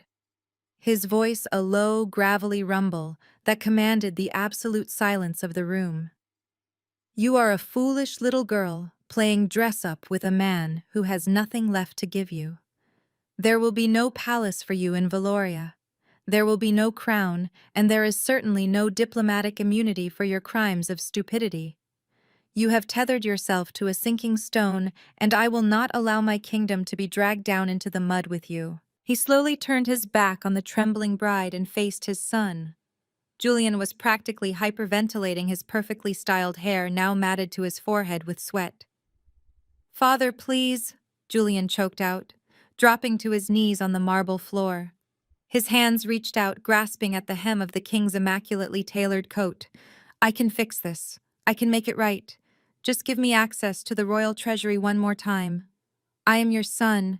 You cannot let them do this to me." King Henrik looked down at the pathetic creature groveling at his feet, with a mixture of profound sorrow and icy disdain. The royal guards immediately stepped forward and violently ripped Julian's hands away from the king's coat, dragging him back to his knees. "You ceased to be my son the moment you chose the company of criminals over the duty of the crown," Henrik said, his voice projecting to every corner of the ballroom. "You stole from the sovereign funds of Valoria. You laundered dirty money through the hands of these desperate social climbers. You disgraced the bloodline that has ruled for 500 years, and you thought you could hide like a coward behind your title." The king stood perfectly straight, his chest expanding as he prepared to deliver the final killing blow. "By the power vested in me as the sovereign monarch of Valoria, I hereby strip you of all royal privileges." He declared his words, striking Julian like physical blows. "I revoke your diplomatic immunity, effective immediately. I erase your name from the royal registry, and I permanently remove you from the line of succession. You are no longer a prince of Valoria. You have no title, you have no treasury, and you have no protection. From this second forward, you are nothing more than a common thief. You are a commoner, and you will face these debt collectors alone." A collective gasp rippled through the remaining guests, but it was the reaction of the syndicate enforcers that sent a true chill through the room. The massive man standing by the locked doors let out a dark, terrifying laugh. Diplomatic immunity was the only thing that had kept Julian alive this long. The mob did not want to trigger an international incident by executing a sitting prince of a European nation. But a disowned commoner who had stolen from his own king was a completely different story. The invisible shield protecting Julian had just been shattered into a million pieces, and the wolves were officially off their leashes. Julian let out a primal scream of pure despair. He thrashed against the royal guards, sobbing uncontrollably as the reality of his death sentence washed over him. "No, no, you cannot leave me here. They will kill me. Father, please, I am begging you, have mercy." Julian wailed, his face pressed against the cold stone floor. His entire body shook as he realized that all his arrogant scheming had led him to an inescapable execution. Beside him, my father Desmond looked like he was about to have a heart attack. His entire world had just imploded. The royal connection he had traded his soul for had just evaporated, leaving him legally bound to a massive debt with dangerous criminals and absolutely no way to pay it. He looked at the shredded pieces of Big Mama's foreclosure notice on his lap, and then looked at the mobsters who were now slowly walking toward the center of the dance floor. Desmond could not even form words, his mouth just opening and closing in silent horror. Corinne was rocking back and forth on the floor, completely broken, holding her head in her hands as her grand high society fantasy turned into a bloody nightmare. Bianca finally stopped screaming about her imaginary crown. The delusion broke, leaving her hollow and terrified. She looked at Julian not with love or devotion, but with the absolute horror of a woman who realized she had literally married her own destruction. She was not a queen. She was just collateral damage in a mob hit. She backed away from him, crawling on her hands and knees, until her back hit the catering table, trying to put as much distance as possible between herself and the dead man walking. She called her husband. She frantically tore the remaining pieces of her designer veil from her hair, throwing the expensive lace onto the floor as if it was on fire. King Henrik did not spare his son another glance. He had performed his duty to his country and severed the diseased branch from his family tree. He turned his terrifying gaze toward me. The coldness in his eyes softened for just a fraction of a second, and he gave me a slow, deliberate nod. It was a silent gesture of respect, acknowledging that I had done what needed to be done to expose the rot that threatened both our lives. I nodded back my expression, blank, my hands steady by my sides, holding the tablet that held the keys to my new empire. The king raised his hand and signaled to his security detail. "Stand down," he commanded the royal guards who were holding Julian. "Release the commoner and prepare for immediate departure." The guards instantly let go of Julian, who collapsed in a weeping heap on the floor. The king's security detail formed a tight protective phalanx around their monarch. The massive enforcer at the back of the room smiled a terrifying, predatory smile and stepped aside, unlocking the heavy oak doors just enough to let the royal procession pass through. The king walked out without ever looking back, the heavy doors slamming shut behind him with a final resonant boom. The lock clicked back into place instantly, trapping Julian, Desmond, Corinne, and Bianca inside the ballroom with the grinning mobsters, who now had absolutely nothing standing between them and their $15 million. The heavy doors slammed shut with a final resonant boom, locking us in. The metallic echo seemed to vibrate through the floorboards. The largest mob enforcer cracked his knuckles, a sickening sound that made my father whimper and press his face into the marble floor. Julian was hyperventilating, crawling backward until he hit the edge of the abandoned wedding cake table. Bianca stared at the locked doors, her eyes wide with a manic, frantic terror. The fairy tale was entirely dead, and she was finally waking up to the nightmare. She looked at Julian cowering on the ground, and a visceral sound of disgust ripped from her throat. She grabbed the diamond tiara pinned to her hair and violently yanked it off, tearing out chunks of her own extensions in the process. She threw the glittering crown across the room where it shattered against a marble pillar. She ripped the remaining shreds of her custom lace veil from her shoulders, stomping on them with her satin heels. "I want an annulment!" she screamed, her voice shrill and echoing with absolute panic. She pointed at Julian, who was too busy crying to even look at her. "I was scammed. He lied to me. This whole wedding is a fraud. I am not married to him. I am not tying my life to a common thief who owes money to criminals. Someone get a lawyer right now. We never consummated the marriage. It does not count.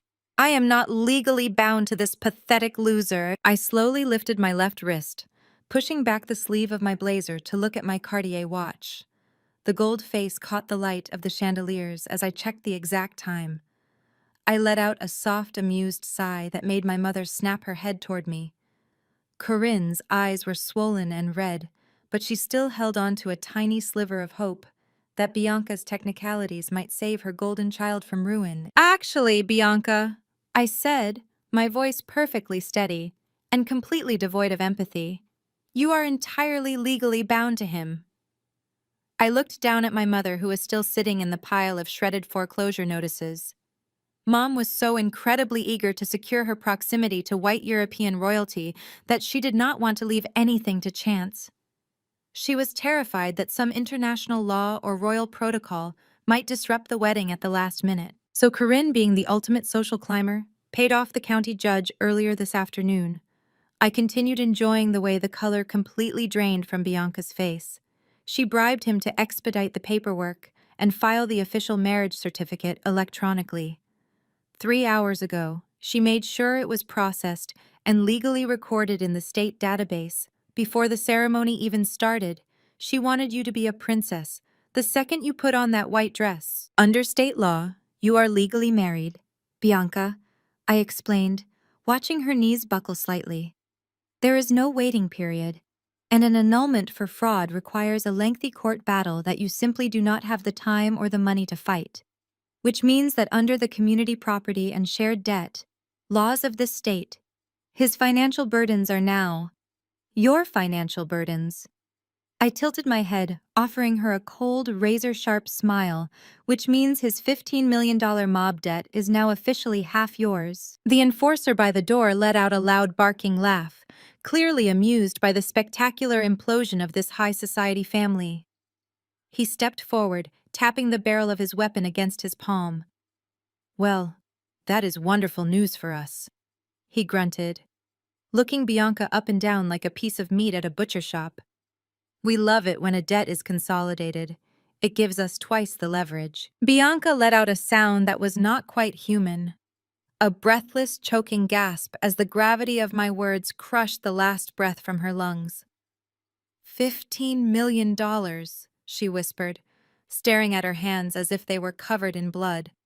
I owe them half of $15 million. Corinne tried to reach out to her daughter, but Bianca violently shoved her own mother away. You did this to me, Bianca shrieked, her voice breaking into a hysterical sob. You were so desperate to show off to your country club friends that you sold me to the mob.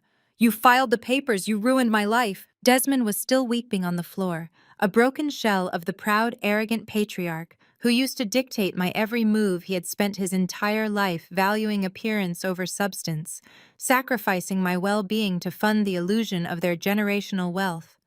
And now the illusion was completely shattered, leaving them exposed and indebted to men who did not care about their country club memberships or their fake philanthropic charities. The mob only cared about cold, hard cash and blood. I stood there watching the empire they built on my back crumble into dust. I had warned them. I had begged them to stop spending money. They did not have. I had endured their insults, their slaps, their cruel dismissals. They told me I was socially unfit because I preferred hard work over high society parties. They called me a failure because I refused to marry for status. But as I looked at the sobbing bride, the groveling father, and the terrified mother, I knew exactly who the real failures were. The syndicate men began to slowly circle the room, picking up expensive silver centerpieces and pocketing diamond cufflinks left behind by fleeing guests. They were treating the ballroom like a buffet, and my family was the main course. The lead enforcer stopped right in front of Bianca, who was shaking so hard her teeth were audibly chattering. He leaned in close, the smell of stale smoke and violence radiating from his heavy coat. Congratulations on your wedding, Princess, he whispered with a cruel, mocking grin. We expect the first installment of your shared debt by Monday morning. If the money is not in our accounts, we will start collecting in other ways. He reached out and casually grabbed the diamond necklace resting on Bianca's collarbone, snapping the gold chain with a sharp yank. Consider this the down payment. The heavy gold chain snapped against Bianca's skin, leaving an angry red welt across her collarbone. The enforcer casually dropped the diamonds into his deep pocket, turning his back on her as if she were nothing more than a broken ATM. The reality of the situation finally seemed to penetrate the alcohol and Botox-soaked brains of the Atlanta elite who were still trapped along the edges of the ballroom. These were the exact people my mother had spent her entire adult life trying to impress. The mayors, the socialites, the sorority sisters, and the country club presidents who had sneered at me for years. For a moment, there was complete silence, save for Desmond's pathetic sobbing. Then a soft electronic chime echoed through the room, followed by another and another. I watched as a sea of glowing cell phone screens illuminated the dim edges of the dance floor. The high society guests were not stepping forward to help their dear friend Corinne. They were not offering to write checks to save the mighty Big Mama's house. Instead, they were pressing record. Did you hear that one of Bianca's former pageant rivals whispered loudly, holding her phone up to capture every angle of my mother's ruined mascara? $15 million to the mob. I always knew their money was fake.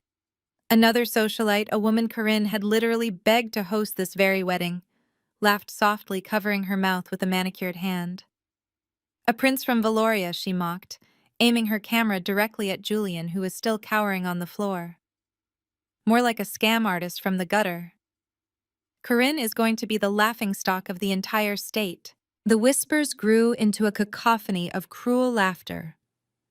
The very people who had eaten my parents' expensive caviar and drank their imported champagne were now live streaming their absolute destruction. I saw a prominent state senator holding his phone high, broadcasting Bianca's tear-streaked face to thousands of followers. "Look at the fake princess," someone yelled from the back of the room. "Where is your crown now, Your Highness?" Bianca clamped her hands over her ears, trying to block out the mocking voices of her so-called friends. She looked around wildly, searching for a friendly face, but found only glowing camera lenses and malicious smiles. The entire Atlanta elite had turned on them in an instant, smelling blood in the water. They were sharks, and my family was the bleeding carcass. Julian, realizing that the mobsters were now focused on the inventory of the room, suddenly scrambled to his feet. His eyes darted around like a trapped rat before landing on Bianca. His handsome face contorted into something ugly and desperate. "Give me your rings," he demanded, lunging toward his new bride. "The rest of your jewelry. Give it to me right now. We need to pay them before they break my legs." Bianca shrieked as Julian grabbed her left hand, violently trying to twist the massive diamond engagement ring off her finger. "Get off me, you psycho!" she screamed, kicking at his shins with her satin heels. "You lied to me. You ruined my life. I am not paying your debts." Julian did not care about her tears. He roughly pinned her against the catering table, digging his nails into her wrist.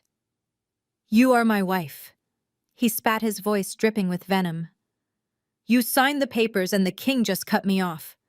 Your parents are broke and I am not dying for your stupid family. Give me the earrings and the bracelets before they shoot us both."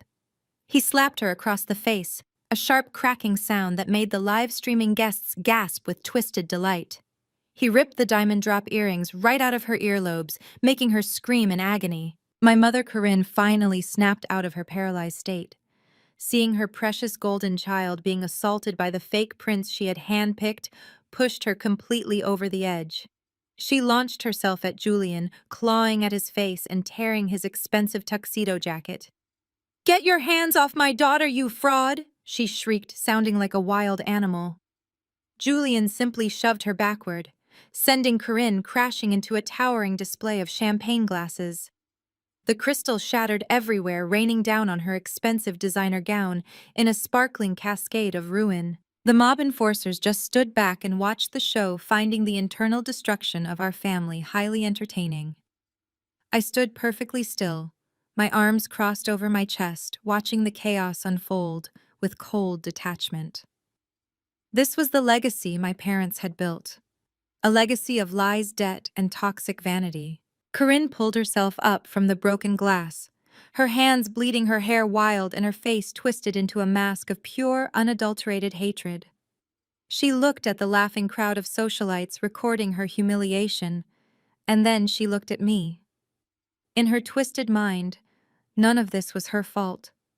It was not Julian's fault for being a scam artist or Desmond's fault for stealing my trust fund. It was my fault for exposing them. She stomped across the floor, crunching broken glass beneath her shoes, until she was standing just a few feet away from me, guarded by my security team. "You think you have won?" she screamed, her voice tearing through her throat. "You think you can humiliate me in front of the entire city and just walk away to your little corporate empire? I gave you life, you ungrateful brat." I stared at her, completely unmoved by her psychotic rage. "You gave me nothing, Corinne," I replied softly, but my voice carried perfectly. "You took everything, and now you have to pay the bill." She pointed a bleeding finger directly at my face, her eyes bulging with madness. "I will ruin you," she roared, spitting the words at me. "You think you are so powerful with your contracts and your money. I know people in this city, Octavia. I will call every CEO in Atlanta. I will tell them what a vicious, backstabbing sociopath you are. I will destroy your reputation until your business crumbles to the ground. You will never get a single contract in this city again. I will make sure you lose everything just like you made us lose Big Mama's house." I threw my head back and laughed. It was not a cold, calculated chuckle, but a genuine loud sound of pure amusement that echoed off the vaulted ceilings and crystal chandeliers. The sound seemed to confuse my mother more than my anger ever could. She stood there with her hands clenched into fists, the shattered glass of champagne flutes sparkling like cheap glitter across her ruined designer gown. The Atlanta elite, who were still holding their phones up to record the spectacle, suddenly shifted their cameras from Corinne to me. "Mom, your world is a country club in Atlanta," I said, my voice ringing with a calm, absolute certainty that made the surrounding socialites take a collective step back. "You think your little circle of mayors and sorority sisters and regional bank managers hold the keys to the universe. You think threatening to blacklist me at the tennis club means I will starve in the streets." I took a slow step forward, bridging the gap between my reality and her delusion. "My world is Dubai, London, and Tokyo. I own logistics companies in Singapore and real estate holding firms in Switzerland. My daily operating budget is more than the combined net worth of every single person cowering against the walls of this ballroom. I do not need your friends' permission to succeed, and I certainly do not need their pathetic little local contracts to survive." I watched the color drain completely from the faces of the local CEOs and politicians who had just been laughing at my family. They suddenly realized they were standing in the presence of an apex predator, and they were entirely out of their depth. A few of them discreetly lowered their phones, slipping them back into their tailored pockets, realizing that broadcasting the humiliation of my family was one thing, but making an enemy of an international billionaire was corporate suicide. Corinne looked around the room, searching for validation for someone to step up and defend her honor against her ungrateful daughter. She looked at the mayor she had funded. She looked at the country club president she had charmed. But her friends just averted their eyes, staring at the marble floor, or pretending to check their messages. Her leverage was gone. Her social currency was completely bankrupt, and she was standing in the ruins of her own making. The heavy silence was broken by the sound of expensive leather shoes shuffling across the floor.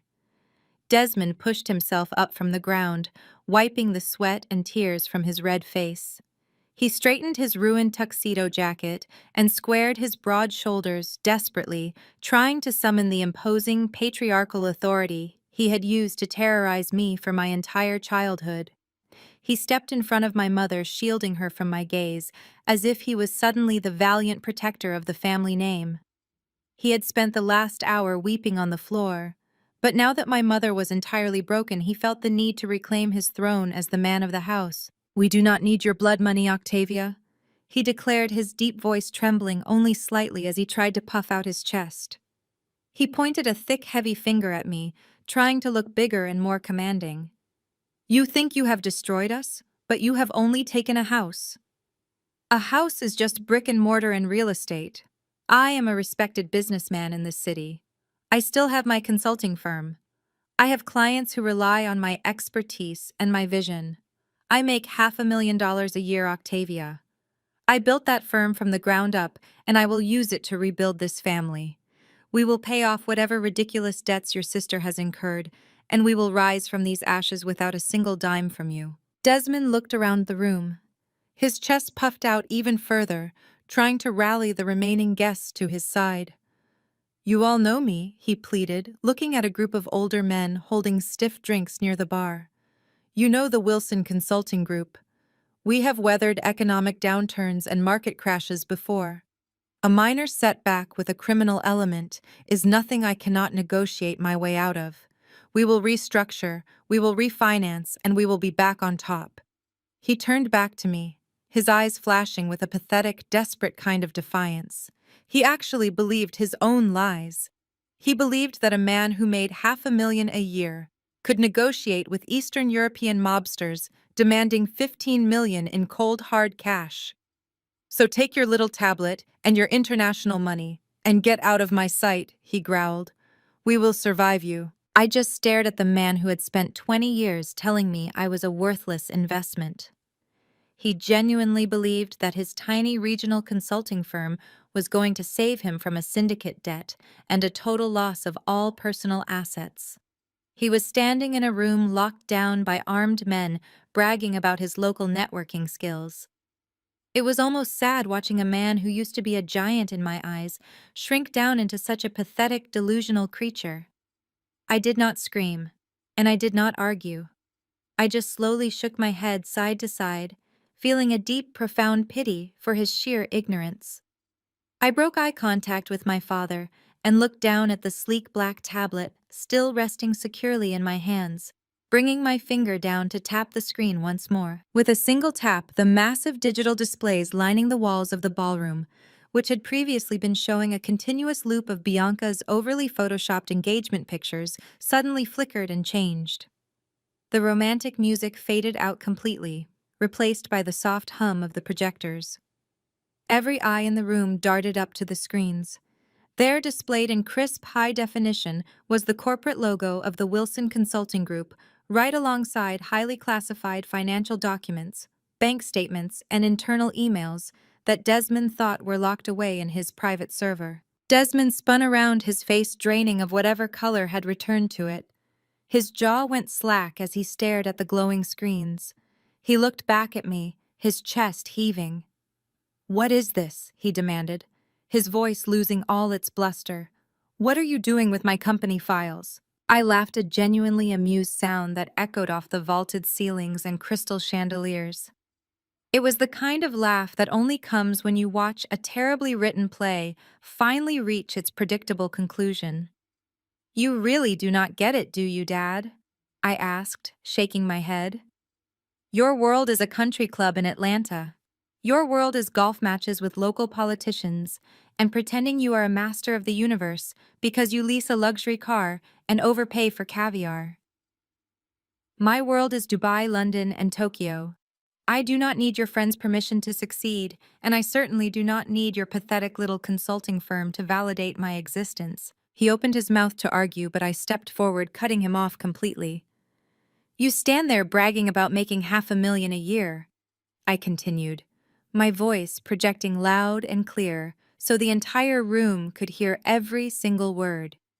"You claim you are going to rebuild this family with your brilliant business acumen. But let us look at the facts, Desmond. Your entire consulting firm is a hollow shell. You only have 3 major clients, just 3 corporate accounts that keep your lights on and fund my mother's shopping sprees. Without them, you have absolutely nothing." Desmond clenched his fists, his face twisting into a desperate snarl. "Those clients have been with me for 20 years, he shouted, trying to drown out the murmurs of the crowd. "They are loyal to me. They are my friends. They would never leave the Wilson Consulting Group." I gestured to the massive screens behind him. "Look closer, Desmond. I instructed coldly. He turned his head and squinted at the documents displayed on the wall. His eyes darted across the text, reading the fine print of corporate acquisitions and merger agreements. I watched as his shoulders slumped and his hands began to tremble uncontrollably. My corporation bought all 3 of your major clients last week, I explained, letting the reality of my words sink into the silent room. It was a highly aggressive, hostile takeover orchestrated by my acquisition team in Geneva. It took less than 48 hours to buy out the majority shareholders. We absorbed their assets, restructured their management, and completely took over their daily operations. Your friends do not own those companies anymore, Desmond. I do. Corinne let out a horrified gasp, covering her mouth with her hands. Bianca was still pinned against the catering table by Julian, but even she stopped fighting, staring at me with wide, terrified eyes. The mob enforcers simply watched, leaning against the locked doors, clearly enjoying the free entertainment, as I systematically dismantled the man who owed them money. And as the new majority shareholder of those 3 companies, I initiated a comprehensive audit of all external vendors. I continued my tone strictly professional, as if I were in a boardroom rather than a ruined wedding reception. Do you know what my auditors found, Desmond? They found years of gross financial mismanagement. They found highly inflated consulting fees funneled directly into a shell account. Desmond started shaking his head, muttering no under his breath over and over again. They found the fake charity you and Corinne set up to launder money and fund Bianca's lavish lifestyle, I said loudly, ensuring the local politicians and socialites in the room heard exactly how my parents had been stealing from them. You used a fake philanthropic organization to siphon funds from your clients, pretending you were building orphanages and funding local shelters when you were actually buying designer handbags and paying for fake royal weddings. It is textbook fraud, Desmond. It is sloppy, and it is completely pathetic. The crowd erupted into shocked whispers. The mayor of Atlanta, who had been standing near the bar, looked absolutely furious, realizing he had attended charity galas for an organization that was nothing more than a personal slush fund for my mother's vanity. Wealthy socialites who had written massive checks to support Corinne's charitable endeavors began shouting angrily, demanding their money back. Because of those massive compliance violations, your contracts were terminated this afternoon, I declared, pointing a finger directly at his chest. My legal team drafted the termination notices and sent them to your office at exactly 3 o'clock today. You no longer have any clients, Desmond. Your consulting firm is dead. Your $500,000 a year is gone. Your income is 0, and you are currently facing a massive corporate lawsuit for fraud that will drain whatever pennies you have left hidden under your mattress. Julian, who was still clutching Bianca's wrist, let out a dark, desperate chuckle.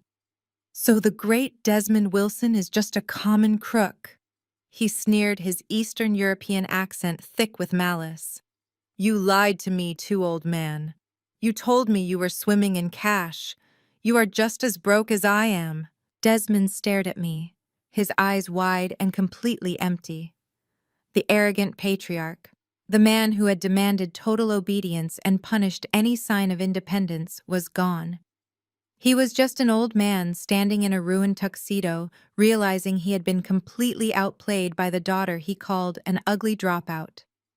Every single lie he had ever told was now projected onto a screen for the entire city to see. The prestige he cared about more than his own flesh and blood was completely eradicated. His knees gave out. He did not just fall, he collapsed like a puppet with its strings suddenly cut. He hit the marble floor hard, his hands slapping against the cold stone as he struggled to keep his head up. The remaining guests did not rush to help him. They physically backed away, creating a wide circle of isolation around him. Nobody wanted to be associated with a broke fraudster who was currently locked in a room with the mob. He stayed on his hands and knees, his breath coming in ragged, shallow gasps. The reality of his total destruction was suffocating him. He looked up at me, and for the very first time in my entire life, I saw genuine fear in his eyes. He finally realized that he was not looking at a rebellious child. He was looking at a titan. He was looking at someone who possessed a level of power and influence he could not even begin to comprehend. His lips trembled as he tried to speak. A single tear rolled down his cheek, splashing onto the marble floor. "Who?" he stammered, his voice a broken, pathetic rasp. "Who is taking over my assets?" I did not answer him right away. Instead, I lifted my gaze from the shattered shell of my father and looked past the groveling fake prince and my hysterical mother. My eyes scanned the perimeter of the ballroom, moving past the glittering gowns and the expensive tailored suits of the terrified Atlanta elite, until I found exactly who I was looking for. She was standing quietly near the service doors, blending into the shadows just like she had always done in this family. "Auntie Vivian! Please come forward," I called out, my voice softening for the very first time that entire evening. The crowd parted instantly, treating her like royalty as she slowly made her way to the center of the room.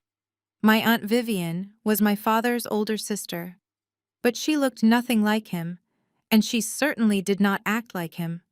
She was wearing a simple beige shift dress and comfortable flats, a stark contrast to the feathers, sequins, and dripping diamonds that surrounded her.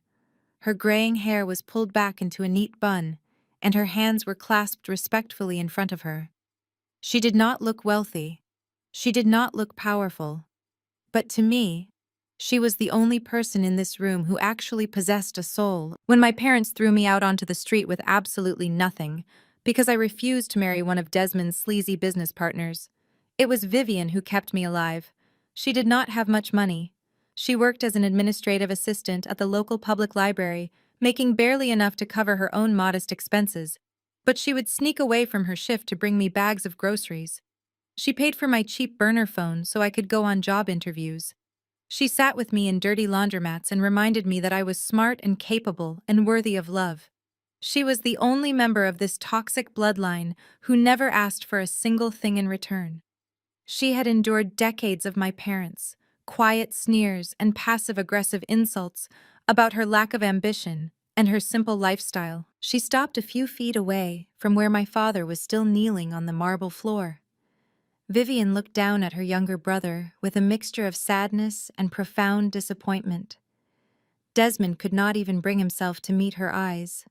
He just stared at her, sensible beige shoes trembling like a beaten dog.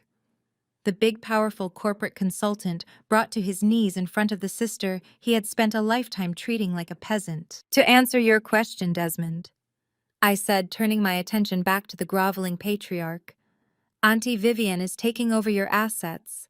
I have officially appointed her as the new chief executive officer of the 3 companies my corporation just acquired. She will be overseeing the restructuring of your former clients and directing the new compliance audits. She is taking your place, your desk, your salary, and your entire professional legacy." Desmond let out a choked, wheezing gasp, clutching his chest as if he were having a physical heart attack. The shock was too much for his fragile ego. Vivian, the woman he had mocked for years, the sister he had excluded from family dinners because she did not own the right designer labels, was now his boss. She owned his empire. She held his entire professional reputation in the palm of her hand. And there is one more thing. I continued enjoying the absolute silence of the ballroom, watching the socialites strain to hear every word. The deed to Big Mama's house has been officially transferred to a new holding company, which I created specifically for this occasion, and I have named Auntie Vivian as the sole property manager and legal trustee of the estate. Effective immediately, she has total control over who steps foot on that property and what happens to the grounds. My mother, Corinne, let out a piercing shriek, scrambling away from Julian and crawling toward Vivian. "No," she screamed, her voice cracking with pure desperation. "You cannot do this, Vivian, please. You know how much that house means to me. It is my social standing. It is my heritage. You cannot take my home. It is where I host my galas. It is the center of my entire life." I just smiled coldly at my mother. "Actually, Corinne, it is Vivian's home now. She will be moving into the master suite this weekend, and she will live there entirely, rent-free for the rest of her natural life.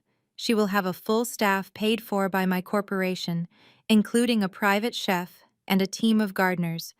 She will be hosting her book club in the very same dining room where you used to sit and plot my destruction.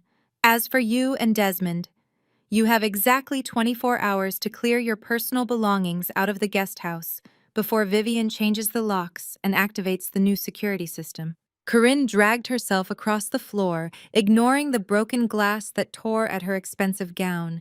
She grabbed onto the hem of Vivian's simple beige dress, sobbing hysterically, her tears leaving dark, wet stains on the fabric.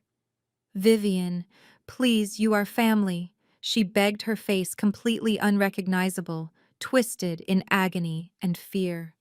"You cannot throw us out onto the street. We will be ruined. We will have nothing. The mob will kill Julian, and they will come after us. You have to let us stay. You have to help me convince Octavia to give us back our lives." "I will do anything, Vivian. I will scrub the floors. I will serve your friends. Just please do not let her take my house." Vivian stood perfectly still. She did not flinch. She did not pull away from my mother's frantic, grasping hands. She just looked down at the woman who had spent decades making her feel small, the woman who had starved her own daughter for the sake of an illusion, the woman who had laughed when Vivian could not afford a new dress for Big Mama's funeral. Vivian slowly reached down and peeled Corinne's bleeding fingers off her dress. One by one, she smoothed out the wrinkled fabric and took a deliberate step backward, severing the physical connection between them. Her face was completely calm, completely devoid of the toxic dramatics that fueled my parents' existence. "You reaped what you sowed, Corinne," Vivian said, her voice quiet, but carrying the heavy, undeniable weight of finality. "Do not call me." She turned her back on my sobbing mother and walked over to stand right beside me. She did not look at Desmond, who was still hyperventilating on the floor. She did not look at Bianca, who was sliding down the catering table in a state of catatonic shock. She just reached out and took my hand, giving it a gentle, reassuring squeeze, the exact same way she had done when we sat together in that freezing laundromat. Years ago, I squeezed her hand back, feeling a profound sense of peace settle over me for the very first time in my life. The true ally had finally been crowned, and the parasites were officially left to rot in the ruins of their own making. The silence that followed Vivian's departure was broken by the sharp clicking of heels on the marble floor. The head wedding planner, a woman dressed in a severe black suit, marched directly toward my parents. She was followed closely by the executive chef of the catering company and the owner of the historic castle venue. The venue owner, a stern-looking man with a thick silver mustache, looked absolutely livid.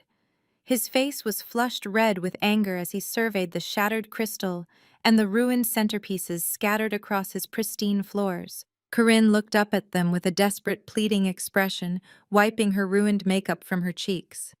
She tried to force her signature high society smile, but it looked more like a painful grimace. "We are so sorry for the disruption," Corinne stammered, gesturing weakly toward the mob enforcers, who were still leaning against the locked doors, picking their teeth with gold-plated toothpicks. "There has simply been a minor misunderstanding with the groom's associates, but the wedding tab is completely handled. King Henrik has already provided his royal black card for all the expenses." The venue owner did not look amused. He crossed his arms over his chest and stared down at my mother like she was a stain on his expensive carpets. "That is exactly why we are standing here," he stated, his voice booming across the empty ballroom. "The royal card has declined." The caterer nodded furiously, stepping forward to drop a massive stack of itemized bills directly onto Desmond's lap. The card was declined for the imported truffles. It was declined for the vintage champagne. It was declined for the 10-tier wedding cake and the custom floral arrangements. Every single transaction for the last 48 hours has bounced. Desmond let out a confused, sputtering sound. He looked over at King Henrik, who was standing calmly near the edge of the room adjusting his silk tie. "Henrik, there must be some sort of bank error," Desmond pleaded, his voice cracking with pure panic. "Call your financial advisors right now. Tell them to clear the fraud alert on your account. You are the king of Valoria, for God's sake, just make a phone call and fix this. Henrik just offered my father a polite, apologetic smile. There is no bank error, Desmond, he replied smoothly. Valoria is a very small country, and our royal treasury has been completely bankrupt for over a decade. The royal card declined because there are no funds attached to it. Julian's lifestyle, his cars, his designer suits, his private jets. Everything was funded entirely on credit and high-interest loans from those gentlemen standing by the door. We came to Atlanta hoping to secure a wealthy American bride to absorb his debts and refund our treasury. We needed a gullible family eager for a title, and you were the perfect target. Corinne let out a horrifying screech, pulling at her hair as the reality of the scam finally crushed her. You do not have any money, she shrieked, pointing a shaking finger at the monarch. You are royalty. You are supposed to be billionaires. You sat in my living room and drank my tea and told me my daughter was going to be a queen. You lied to me. The venue owner pulled a silver tablet from his pocket, tapping the screen with brutal efficiency. I do not care about fake royalty or your ridiculous social climbing, he announced, staring coldly at my father. Your name is on the secondary contract, Desmond. You signed as the local guarantor for this event because you wanted to show off your wealth to the vendor team. The total cost for the venue rental, the damages, the catering, and the event staff comes to exactly $300,000. I expect a wire transfer initiated immediately right here and right now. If the money is not in my account within the hour, I will have my security team lock you in the basement until the local authorities arrive to arrest you for grand larceny. $300,000. Desmond repeated, his face turning an alarming shade of purple. I do not have $300,000. My business is gone. My house is gone. My daughter took everything. The lead mobster pushed himself off the wall, letting out a loud, booming laugh that echoed through the room. This just keeps getting better and better. The enforcer chuckled, walking slowly toward the center of the room. So the fake king is broke, and the local consultant is broke. That means the new bride is on the hook for absolutely everything. He looked over at Bianca, who was still backed against the wall, weeping uncontrollably into her shredded wedding dress. $15 million for the syndicate and $300,000 for the party. The mobster mocked, his heavy boots scraping against the marble. You are going to be working a very long time, princess.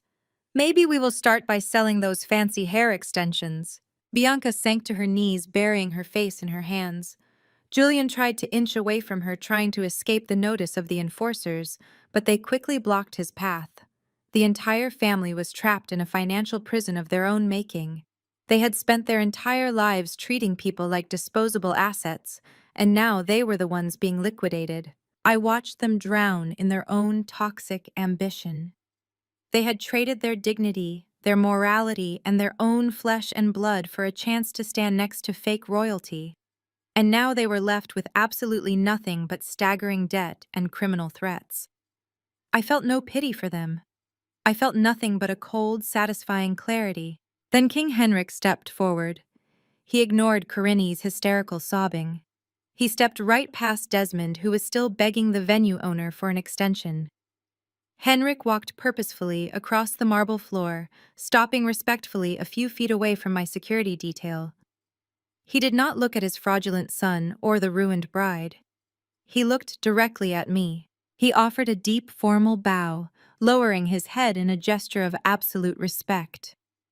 My parents stopped crying long enough to stare at the king in total shock. They could not comprehend why the royal patriarch was bowing to the daughter they had treated like absolute garbage. Miss Octavia, he said, his voice echoing clearly through the ruined ballroom. I must apologize for the deception of my family. We were desperate, and Julian's foolish actions with the syndicate nearly cost us our lives and our country. But your actions today, your flawless execution, and your absolute control over the global financial markets have proven something to me. He stood up straight, his eyes shining with professional reverence. Your brilliance saved my country from economic ruin. Today, Henrik continued, looking at me with genuine admiration. By quietly acquiring the holding companies that held our national debt earlier this morning, you effectively became the primary creditor of Valoria. You hold the keys to our survival, and you handled the syndicate with more grace than any of my advisors ever could. I have spent the last hour reviewing your corporate infrastructure and your unparalleled cybersecurity firm. Henrik smoothed his lapels and offered me a rare, genuine smile. Miss Octavia, I would like to offer your firm an exclusive $50 million lifetime contract to manage the Crown's cybersecurity. We may be a poor country now, but with your guidance and your absolute genius, I know we can rebuild. I looked at King Henrik, listening to the echoes of his $50 million offer hanging in the dead silence of the ruined ballroom. My eyes shifted briefly to the mob enforcers, who were now slowly advancing on Julian and Bianca, forming a tight, inescapable circle around the terrified couple. I looked at my mother, who was still clawing at the marble floor, her voice completely hoarse from screaming, and my father, who had curled into a pathetic weeping ball of ruined pride. Then I looked back at the king, meeting his desperate, respectful gaze with absolute icy composure. "I accept your offer, Your Highness," I said, my voice steady and clear, carrying effortlessly over the sound of my family's total destruction. My legal team in Geneva will draw up the contracts and initiate the transfer of Valoria's national debt into my primary holding company by midnight. We will restructure your treasury and rebuild your cybersecurity infrastructure from the ground up. King Henrik let out a profound breath of relief, his shoulders dropping as if a physical weight had been lifted from his royal spine. He bowed his head once more. "Thank you, Miss Octavia," he said, his tone laced with genuine gratitude. "You have saved my legacy, and you have my absolute loyalty. Shall we depart?" I nodded slowly. "Let us leave this mess behind us." At the king's subtle gesture, the royal guards immediately snapped to attention. They formed a tight protective wedge around us, their expressions hard and uncompromising, as they began to clear a path toward the grand mahogany double doors. The remaining guests, those wealthy Atlanta socialites who had spent my entire life looking down on me, practically scrambled out of our way, pressing themselves against the walls to let us pass. They did not see an ugly college dropout anymore. They saw a titan walking shoulder to shoulder with a king. "Octavia, please!" Corinne shrieked, her voice a jagged tearing sound that scraped against the vaulted ceilings. She tried to lunge forward to grab my leg, but a royal guard effortlessly blocked her path, stepping between us like a shield. "You cannot just leave us here, Octavia," she sobbed, choking on her own tears. "We are your family. We are your blood. You have to save us." I did not break my stride. I did not slow down. I did not even turn my head to look at her. The woman who had starved me, criticized me, and treated me like a repulsive stain on her perfect social image meant absolutely nothing to me now.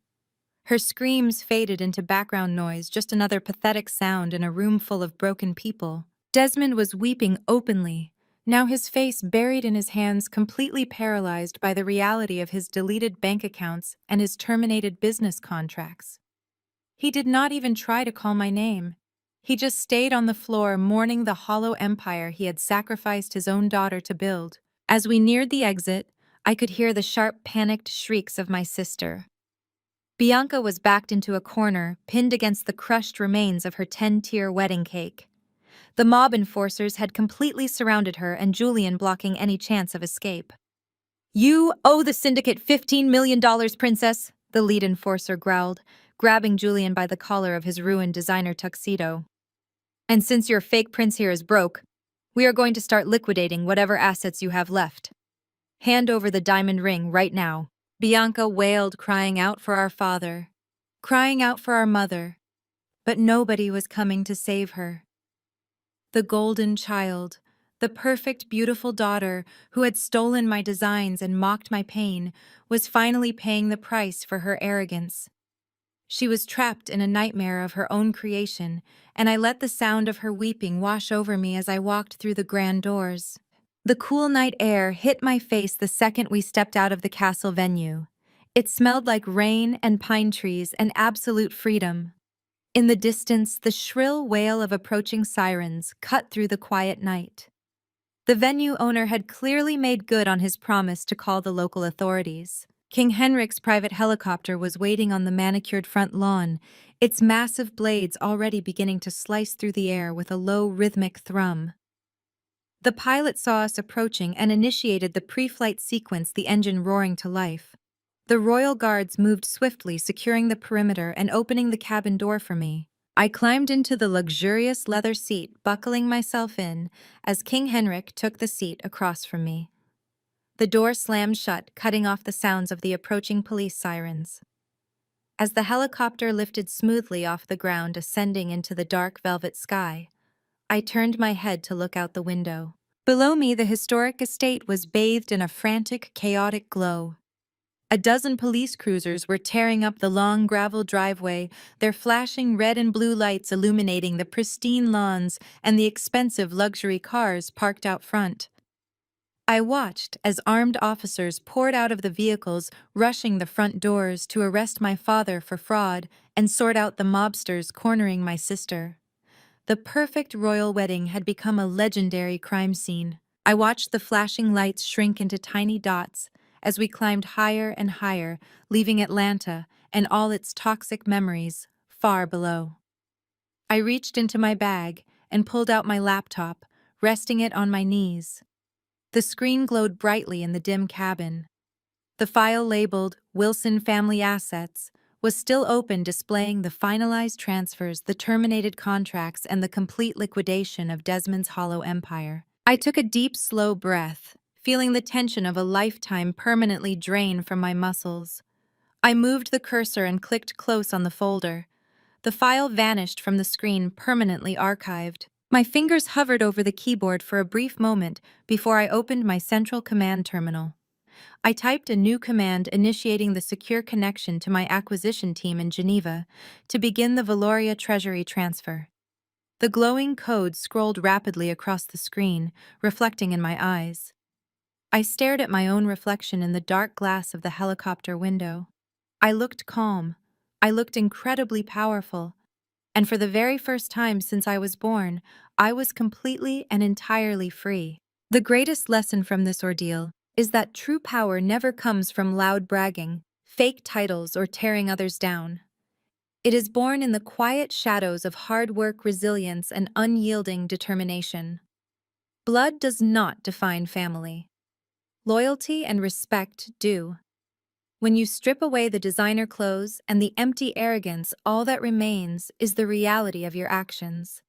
Sometimes the most profound victory is simply walking away and watching karma collect its debts.